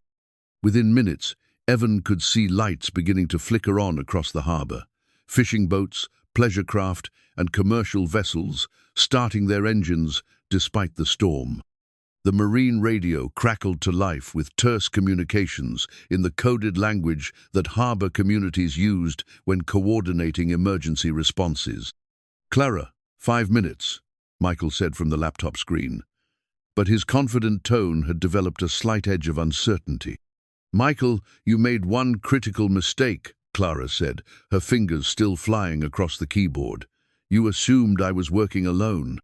What do you mean? I mean that while you were busy tracking me down, I was busy making copies, lots of copies, distributed to people who understand exactly what they're holding and what to do with it if something happens to me. It was a bluff, but Michael's expression suggested it was an effective one. Corporate executives lived in fear of information they couldn't control, evidence they couldn't suppress, witnesses they couldn't intimidate or eliminate. You're lying. Maybe. But are you willing to bet Meridian's survival on that assumption? The countdown timer showed 3 minutes and 18 seconds. Outside, the harbor was coming alive with activity that had nothing to do with normal maritime operations. Boats were positioning themselves in patterns that suggested coordination rather than chaos, and the marine radio traffic was increasing exponentially. Clara, whatever you're planning, it won't work. My security team is professionally trained and heavily armed. Your local fishermen are amateurs playing at soldier. Your security team consists of corporate enforcers who've never faced anything more dangerous than congressional investigators, Evan said. Our fishermen survive North Atlantic storms for a living. Want to guess who's tougher? The laptop screen flickered again, and Michael's confident expression was replaced by obvious concern. Someone off-camera was speaking to him urgently, though the words were too muffled to understand. It seems your cavalry is more effective than anticipated, Michael said when he returned his attention to the video call. My people are reporting unusual activity throughout the harbor area. Unusual? How? Clara asked innocently. Boats moving in coordinated patterns, radio communications on encrypted frequencies, spotlights being deployed in search configurations. Michael's voice grew sharp with irritation. What exactly are your fishermen friends planning? I have no idea, Evan said truthfully. But they've been protecting this harbor from outside threats for over a century. I doubt they're going to stop now. The countdown timer showed 1 minute and 43 seconds. Clara's fingers were moving frantically across her keyboard, trying to restore the file transfer before time ran out. Last chance, Clara. Delete the files and surrender, or face the consequences. Go to hell, Michael. As you wish. The laptop screen went dark, and the countdown timer disappeared. For a moment, the library was silent except for the storm outside and the distant sound of boat engines echoing across the water. Then all hell broke loose. The first explosion came from the harbor, a brilliant flash of light followed by thunder that had nothing to do with the storm. Emergency sirens began wailing throughout the town, and the marine radio erupted with urgent communications as Millbrook Bay's defenders engaged Meridian's security forces in a battle that would determine whether justice or corporate power would prevail. The war had begun, and there was no turning back. The emergency radio in the library's reference section crackled to life, its ancient circuits carrying Captain Morrison's weathered voice through the storm-torn night. All vessels, this is harbor control. We have hostile forces attempting to access the main pier. Repeat, hostile forces are moving against the harbor. All fishing vessels to defensive positions. All pleasure craft to safe harbor immediately. Evan lunged for the radio, his years of harbor experience allowing him to operate the unfamiliar equipment intuitively. Morrison, this is Evan Callahan. What's your situation? Evan, where the hell are you? We've got at least 12 armed men moving in from the access road, plus what looks like a command vehicle parked behind the fish processing plant. They came in quiet, but Tommy Vasquez spotted them on his night vision scope. Clara looked up from her laptop, where she'd managed to restore partial connectivity to her upload servers. How much more time do you need? Evan asked her. 20 minutes minimum for the critical files. 45 for the complete database. Morrison, we need to hold them for at least 20 minutes. Can you do that? Hell, son, we've been preparing for something like this since the summer people started trying to turn our harbor into their private playground. We can hold them all night if necessary. The radio fell silent except for the background hiss of storm interference. Through the library windows, Evan could see spotlights sweeping across the harbor as boats maneuvered into defensive positions. What had started as a corporate security operation was rapidly escalating into something resembling naval warfare. This is insane, Clara said, though her fingers never paused in their work to bypass Meridian's electronic interference. I never intended for anyone else to get hurt because of my evidence. They made that choice when they threatened Sadie, and when they murdered Tommy. Evan checked the ammunition in the .45 pistol he'd retrieved from his truck. Besides, this community has been waiting for an excuse to push back against corporate bullying for decades. You just gave them a target worthy of their anger. The emergency radio erupted again, this time with Tommy Vasquez's voice cutting through the static.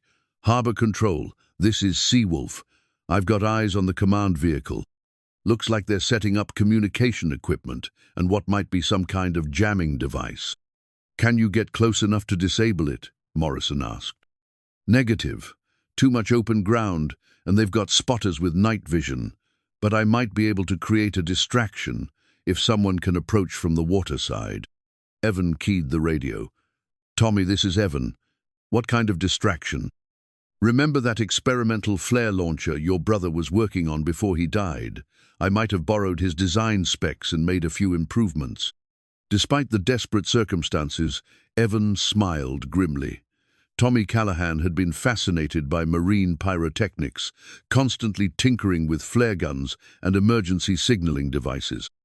If Tommy Vasquez had built something based on his friend's designs, it would be both effective and spectacularly visible. "Do it," Evan said. "Clara and I will try to approach from the shoreline." "Evan, wait." Clara grabbed his arm as he prepared to leave the library. "Those men out there are professionals. Former military, private contractors, people trained to kill efficiently and without hesitation. You're a boat mechanic, not a soldier. I'm also the guy who knows every inch of this harbor in the dark, every hiding place, every approach route that might give us an advantage." Evan checked his watch. "How much of the evidence has been uploaded?" "About 30%. Enough to trigger initial investigations, but not enough to guarantee convictions. We need more time." "Then we buy more time." Clara saved her work and closed the laptop, sealing it in its waterproof case. "If we're doing this, we do it smart. No heroics, no unnecessary risks. We get to the yacht, use its advanced communication systems to boost the upload speed, and let the harbor defenders handle the fighting." "Agreed. But first, we need to get past 12 armed men who are specifically looking for us." They made their way through the library's darkened stacks to the rear exit, moving carefully to avoid triggering any motion sensors that Margaret might have missed. The storm provided excellent cover, but it also made navigation treacherous and communication nearly impossible. The back parking lot was empty except for puddles that reflected the occasional lightning flash. Evan's truck sat where he'd left it, but approaching it would require crossing 50 yards of open ground that offered no concealment. Too dangerous. "The old storm drain," Evan said, pointing toward a concrete culvert that ran beneath the library toward the harbor. "It connects to the marina's utilities access. We can get most of the way to the yacht without being seen." Clara studied the drain opening with obvious distaste. "How deep is it?" "About 4 feet. You'll get wet, but it's better than getting shot." They lowered themselves into the culvert, immediately immersed in knee-deep water that tasted of salt and decades of harbor runoff. The concrete tunnel was completely dark, forcing them to navigate by touch and sound. Above them, thunder crashed with increasing frequency, masking their movement, but also disorienting their sense of direction. "Stop!" Clara whispered after they'd traveled about 100 yards. "Listen." Evan froze, straining to hear over the storm noise. Footsteps splashed somewhere behind them, echoing off the concrete walls, multiple sets, moving with military precision. "They found the tunnel," he said.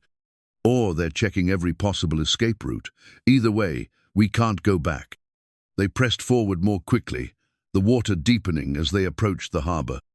Emergency lighting from the marina cast eerie shadows through drain grates above their heads, creating a strobing effect that made depth perception nearly impossible. The tunnel terminated at a large catch basin beneath the marina's main dock. Evan boosted Clara up through the access hatch, then pulled himself onto the dock beside her. They were now less than 50 yards from Clara's yacht, but those 50 yards were completely exposed to observation from multiple directions. "There," Clara pointed toward her boat, its elegant lines barely visible through the driving rain. "If we can reach it, I can boost the upload speed by a factor of 10, using the yacht's satellite communication system." "What about Meridian's jamming?" "My yacht has military-grade countermeasures. It was designed to operate in hostile electronic environments."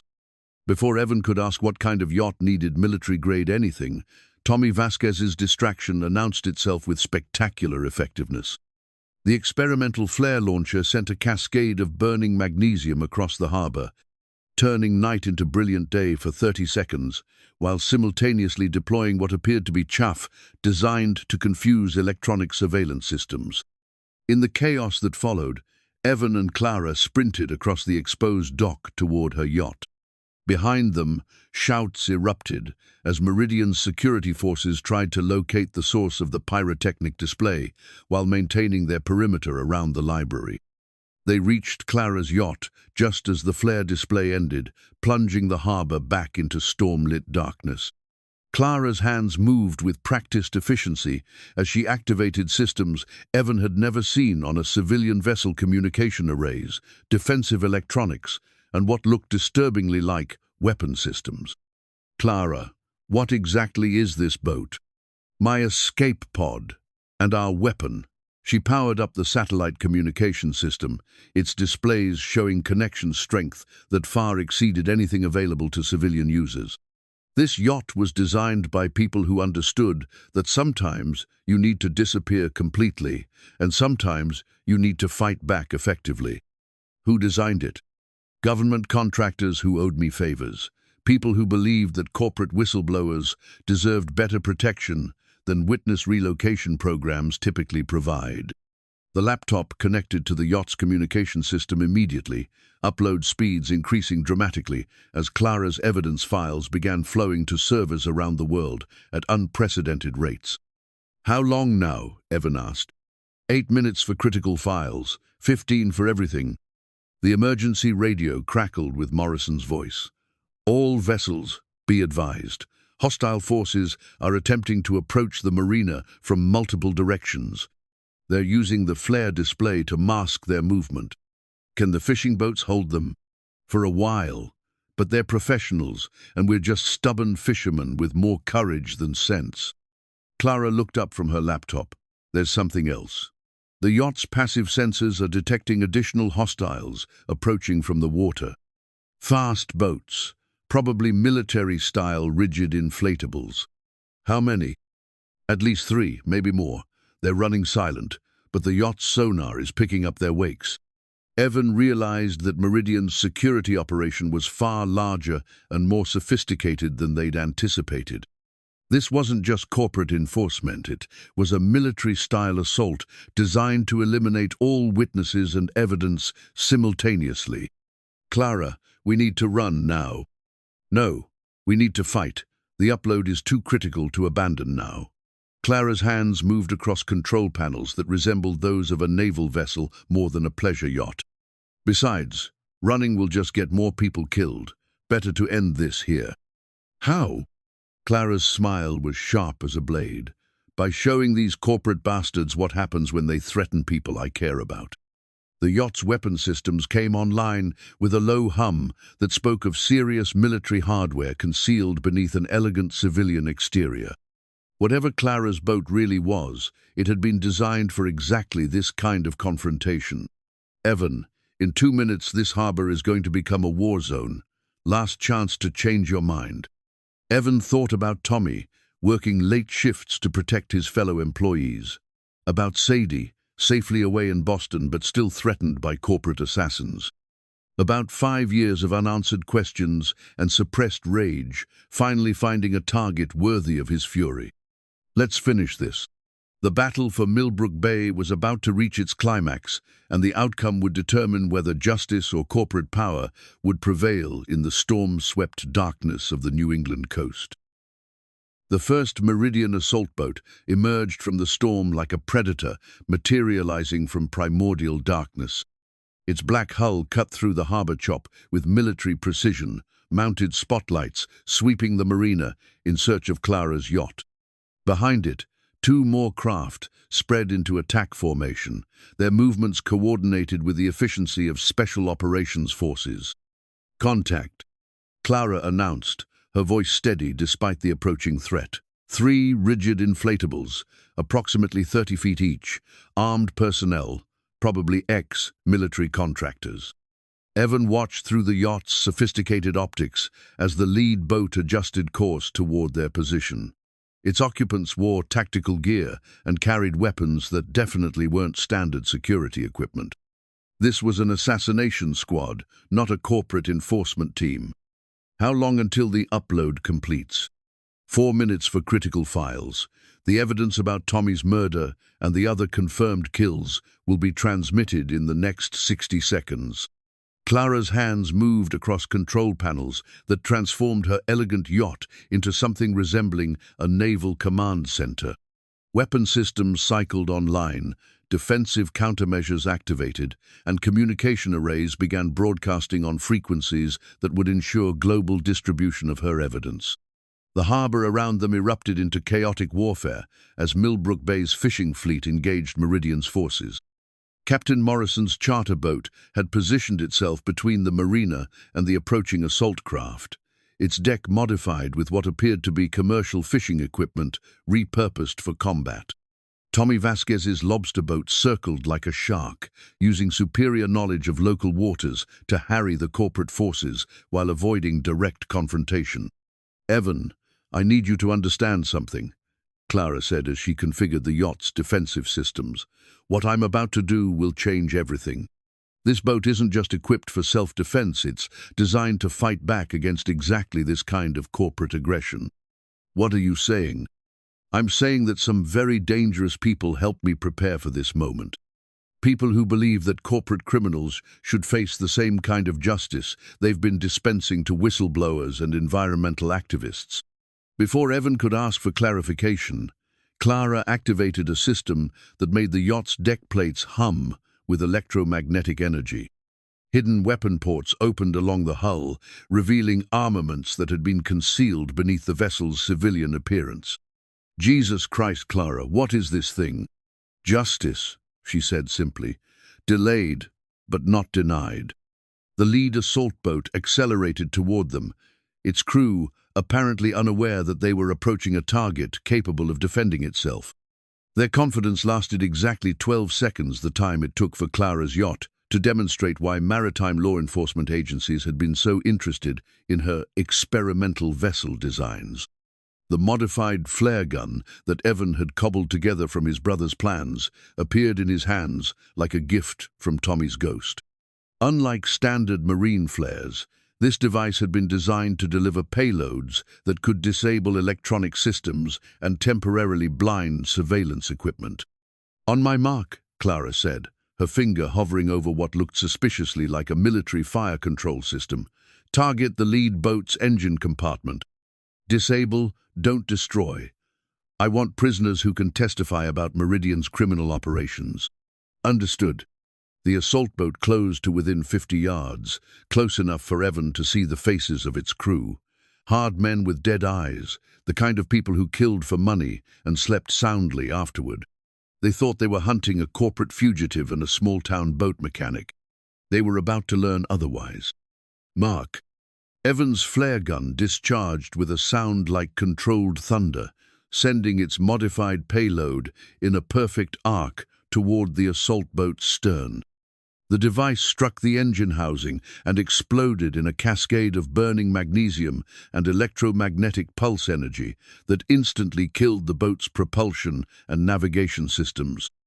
Simultaneously, Clara's yacht unleashed a defensive barrage that would have impressed naval warfare specialists. Non-lethal but devastating, her weapons disabled the assault boat's communications, blinded its surveillance systems, and left its crew floating helplessly in the storm-tossed harbor. "One down," Clara announced with grim satisfaction. 2 to go. The remaining assault boats immediately changed tactics, spreading wider and approaching from different angles. Their crews had realized that their target wasn't the helpless civilian vessel they'd expected, and they were adapting with professional efficiency. "They're calling for backup," Clara said, monitoring intercepted communications. "At least 6 more boats en route from their command vessel. ETA, 15 minutes. Can we hold them that long?" "We can try. But Evan, if something happens to Maeve, they manage to disable the yacht or take me out, you need to ensure the evidence reaches the right people." "Nothing's going to happen to you. Promise me. This evidence is bigger than either of us. It's bigger than Tommy's death or my need for revenge. It represents justice for thousands of victims who never got the chance to fight back." Evan looked at Clara's determined expression, seeing echoes of the same fierce commitment that had driven his brother to risk everything for the safety of other workers. She was right. This was about more than personal vengeance. It was about holding corporate criminals accountable for decades of systematic murder and environmental destruction. I promise. But we're both walking away from this. The second assault boat launched what appeared to be a boarding attempt, its crew preparing to rappel onto the yacht's deck from attack helicopters that materialized out of the storm like mechanical vultures. But Clara's defensive systems included countermeasures that made such tactics suicidal. Electromagnetic barriers erupted around the yacht's perimeter, creating fields of energy that would disable any electronic equipment, including the sophisticated systems keeping the helicopters airborne. The corporate forces found themselves forced to maintain distance, unable to close for the quick capture they'd planned. Upload complete for critical files, Clara announced. Tommy's murder, the other confirmed kills, and the environmental cover-ups are now in the hands of federal investigators, international news organizations, and environmental watchdog groups. Meridian can't suppress this anymore. What about the rest? Still transmitting. Full database will be complete in 8 minutes. The harbor battle raged around them as Millbrook Bay's defenders proved that local knowledge and stubborn courage could match professional military training. Tommy Vasquez had somehow acquired depth charges, probably illegally modified lobster. Trapsand was using them to create underwater explosions that disoriented the assault boats without causing permanent damage. Captain Morrison's charter boat had become a floating fortress, its crew using everything from modified fishing equipment to surplus Coast Guard armaments to hold the corporate forces at bay. Other fishing vessels circled like wolves, using superior numbers and intimate knowledge of local waters to prevent Meridian's forces from establishing coordinated attack positions. Evan, look at this. Clara pointed to her communication display, which showed incoming messages from news organizations around the world. The evidence is already being picked up. BBC, CNN, Reuters, The Guardian, everyone's running with the story. What are they saying? Corporate death squads, systematic environmental terrorism, largest industrial conspiracy in American history. Meridian's stock price has already dropped 40% in after-hours trading. But their celebration was premature. The yacht's passive sensors detected new contacts approaching from the open ocean larger vessels with the electromagnetic signatures of military hardware. Meridian's reinforcements weren't just additional security teams, they were bringing serious firepower to bear on what they now recognized as a threat to their corporate survival. Clara, we need to go. Now. 2 more minutes for complete transmission. We can't abandon it now, not when we're this close. The third assault boat had been circling at maximum range, apparently serving as a command and control platform for the corporate forces. Now it accelerated toward them in what looked like a suicide run, its crew apparently willing to sacrifice themselves to prevent the complete evidence upload. Evan raised his modified flare gun, but at this range and in these sea conditions, accuracy would be a matter of luck rather than skill. Clara's yacht weapon systems were designed for defensive engagement, not long-range precision strikes. I've got an idea, Evan said, remembering his brother's fascination with marine electronics and improvised engineering solutions. Tommy always said that the best weapon was the one your enemy didn't see coming. He grabbed Tommy's old toolkit from the yacht's emergency locker, the battered collection of wrenches and gauges that had somehow found their way aboard Clara's vessel, along with his brother's factory ID badge. But these weren't just ordinary tools.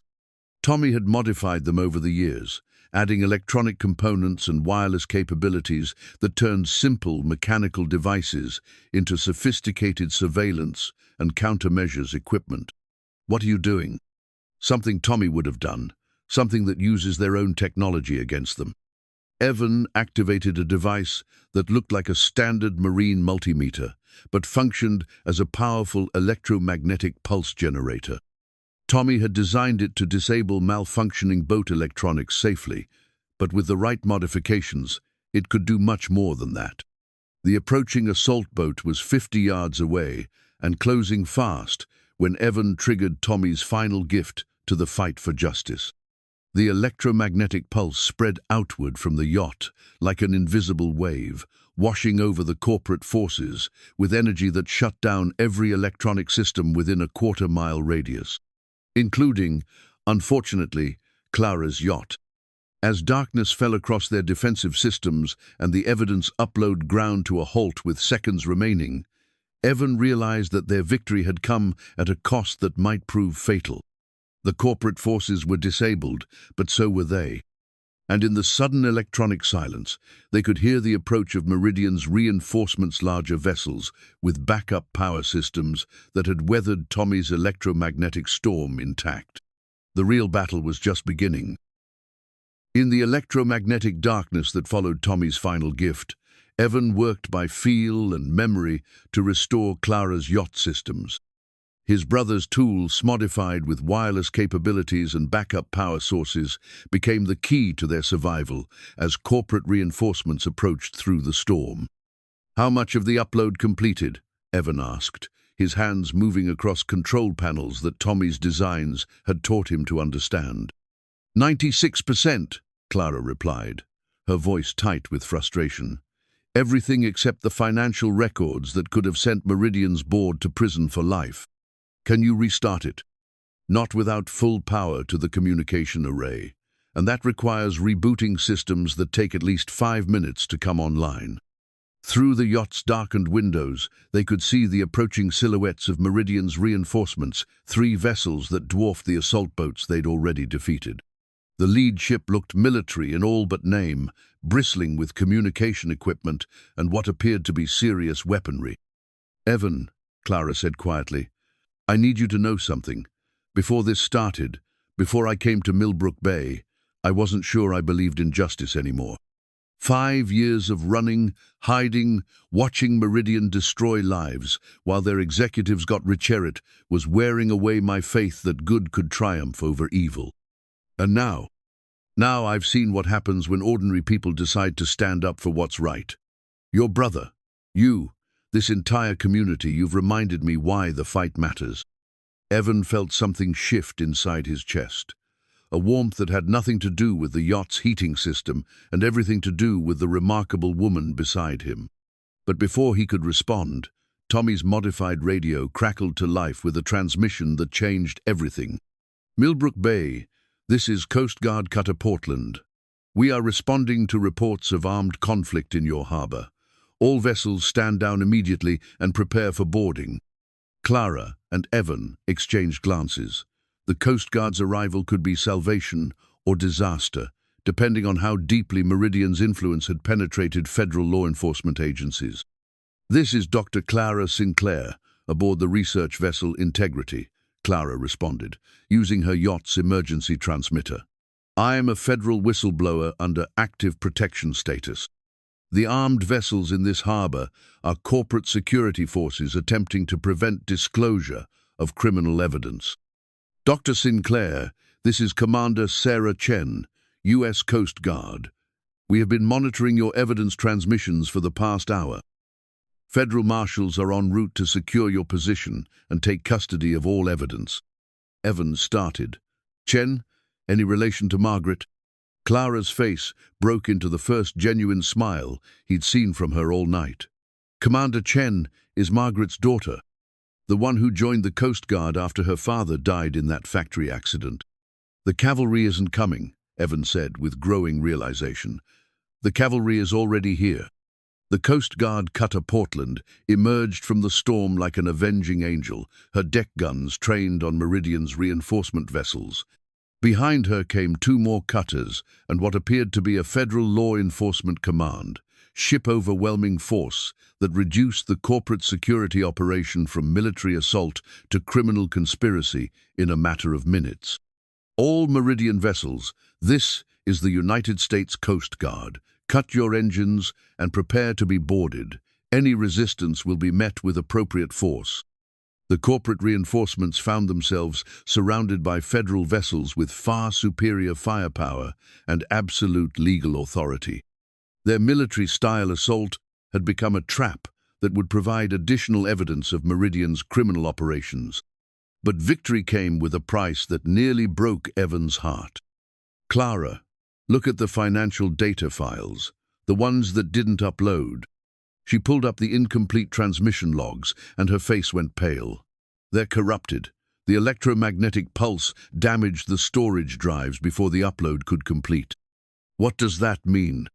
It means we have evidence of the murders, the environmental crimes, the systematic cover-ups, but not the financial records that would have implicated Meridian's board of directors and major shareholders. The people at the top will probably escape prosecution. Evan felt rage build in his chest like a physical force. They'd come so close to complete justice, only to have it slip away because of the same electromagnetic weapon that had saved their lives. No, he said firmly. Tommy didn't die so that corporate executives could walk away from their crimes on technicalities.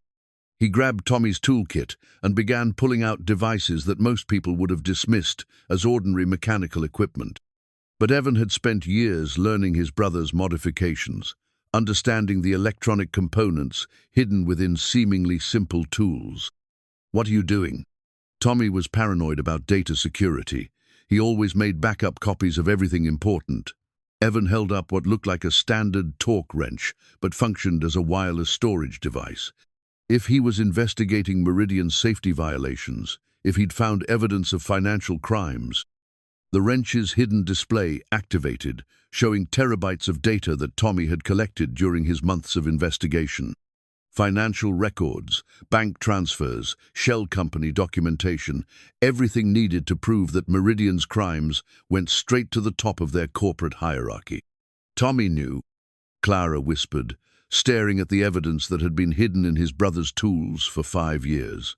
He knew about the financial conspiracy, and he documented everything before they killed him. "He was always smarter than me," Evan said, tears mixing with rain on his face. "Even dead, he's still protecting people." Clara connected Tommy's hidden storage device to her yacht's restored communication system. The financial evidence began uploading immediately, completing the dataset that would destroy Meridian Energy's criminal empire once and for all. "Upload complete," she announced as federal agents began boarding the disabled corporate vessels around them. Every piece of evidence, every financial record, every communication that proves systematic criminal conspiracy. It's all out there now. Commander Chen's voice came over the radio with news that made their victory complete. "Dr. Sinclair, Mr.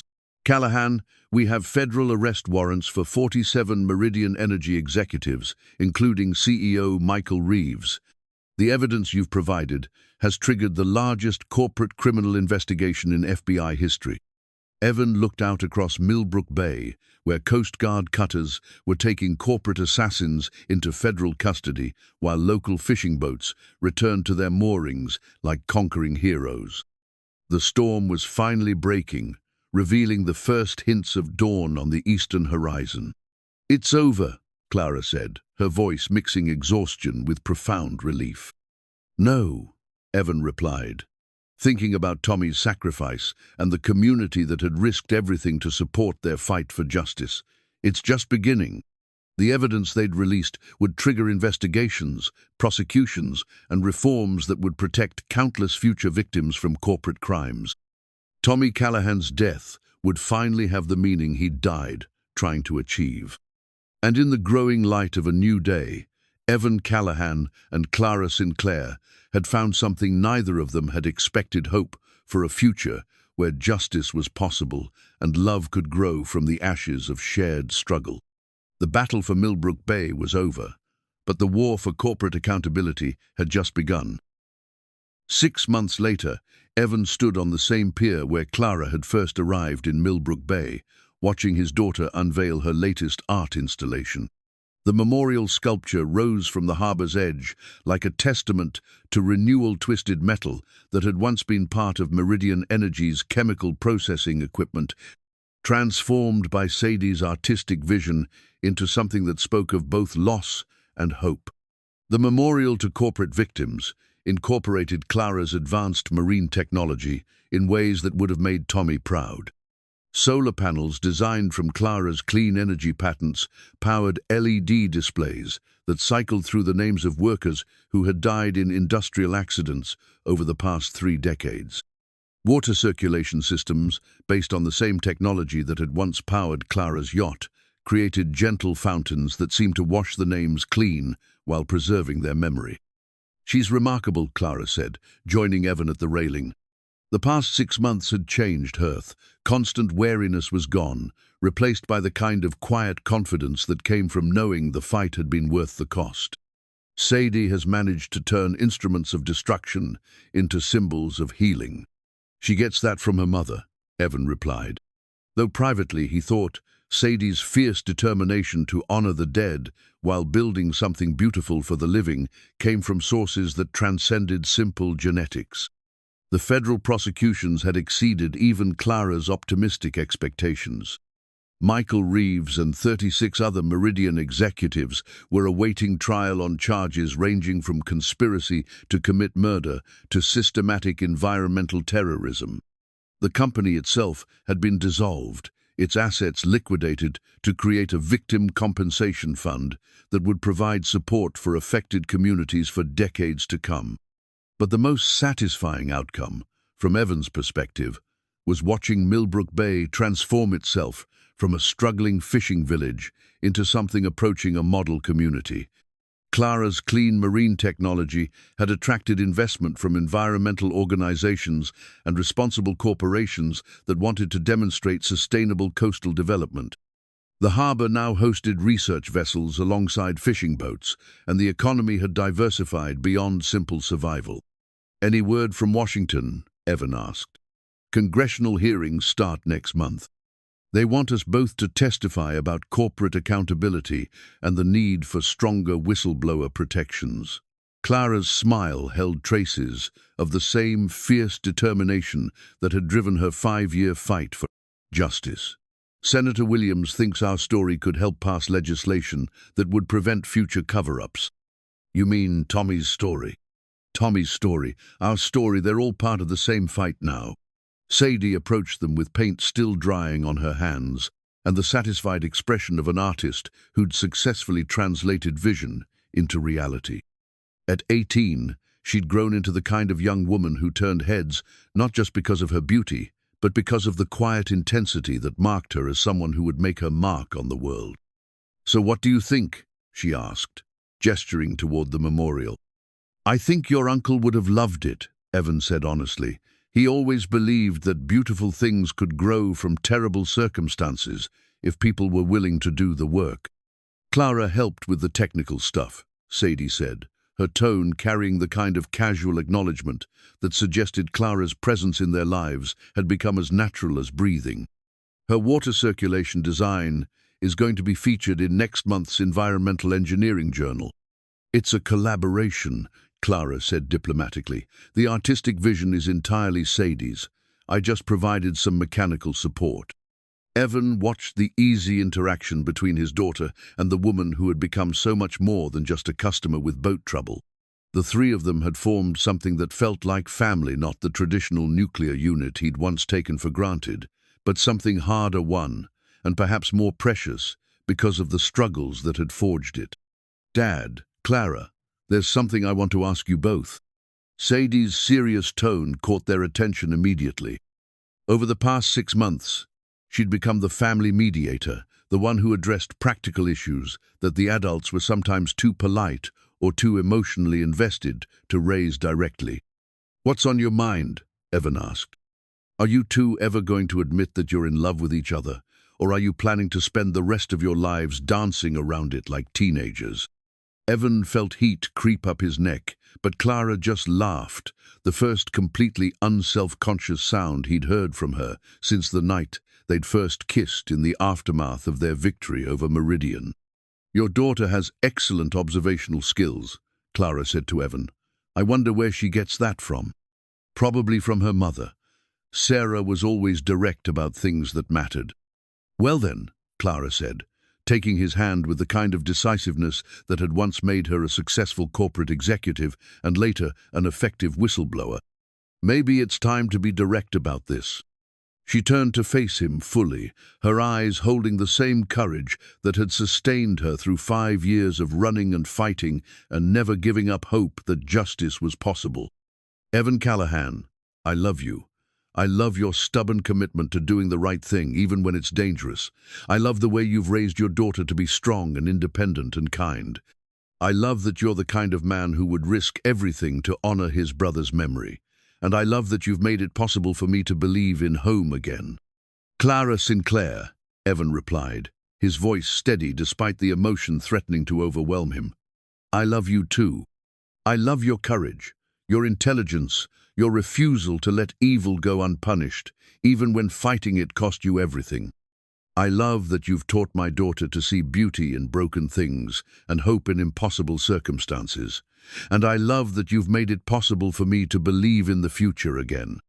Sadie applauded with paint-stained hands, grinning with the satisfaction of someone who'd successfully orchestrated a long-overdue moment of honesty. Finally. Now, are you going to get married or what? Sadie, Evan protested, but Clara was already laughing again. Actually, Clara said thoughtfully, that's not a terrible idea. We could have the ceremony right here, with the memorial as a backdrop. Tommy would be part of the celebration. Is that a proposal? Evan asked. It's a suggestion. The proposal comes later, when you've had time to think about whether you really want to be married to a former corporate fugitive who attracts federal attention wherever she goes. Clara, in case you hadn't noticed, I'm a boat mechanic from a small fishing village who just helped bring down one of America's largest corporations. I think we're probably equally likely to attract interesting attention. As the afternoon sun painted Millbrook Bay in shades of gold and amber, the three of them stood together beside Sadie's memorial to the victims of corporate greed. Around them, the harbor bustled with the activities of a community that had found new purpose in the aftermath of their fight for justice. Fishing boats prepared for the evening's lobster haul. Research vessels collected data that would help protect the coastal environment for future generations. And in the distance, Clara's yacht, permanently moored and converted into a floating museum dedicated to corporate accountabilities, served as a reminder that ordinary people could achieve extraordinary things when they refused to accept injustice as inevitable. Tommy Callahan's fight for worker safety had become a catalyst for changes that would protect countless lives. His death had found meaning in the courage of people who refused to let his sacrifice be forgotten. And in the gentle sound of water flowing through Sadie's memorial fountains, his brother could almost hear Tommy's voice saying what he'd always said when faced with seemingly impossible challenges. One step at a time, little brother, one step at a time. The future stretched ahead like an uncharted harbor, full of possibilities that seemed less daunting when faced together. Justice had been served, love had been acknowledged, and hope had taken root in ground that had once seemed barren. In Millbrook Bay, the tide was finally turning towards something better,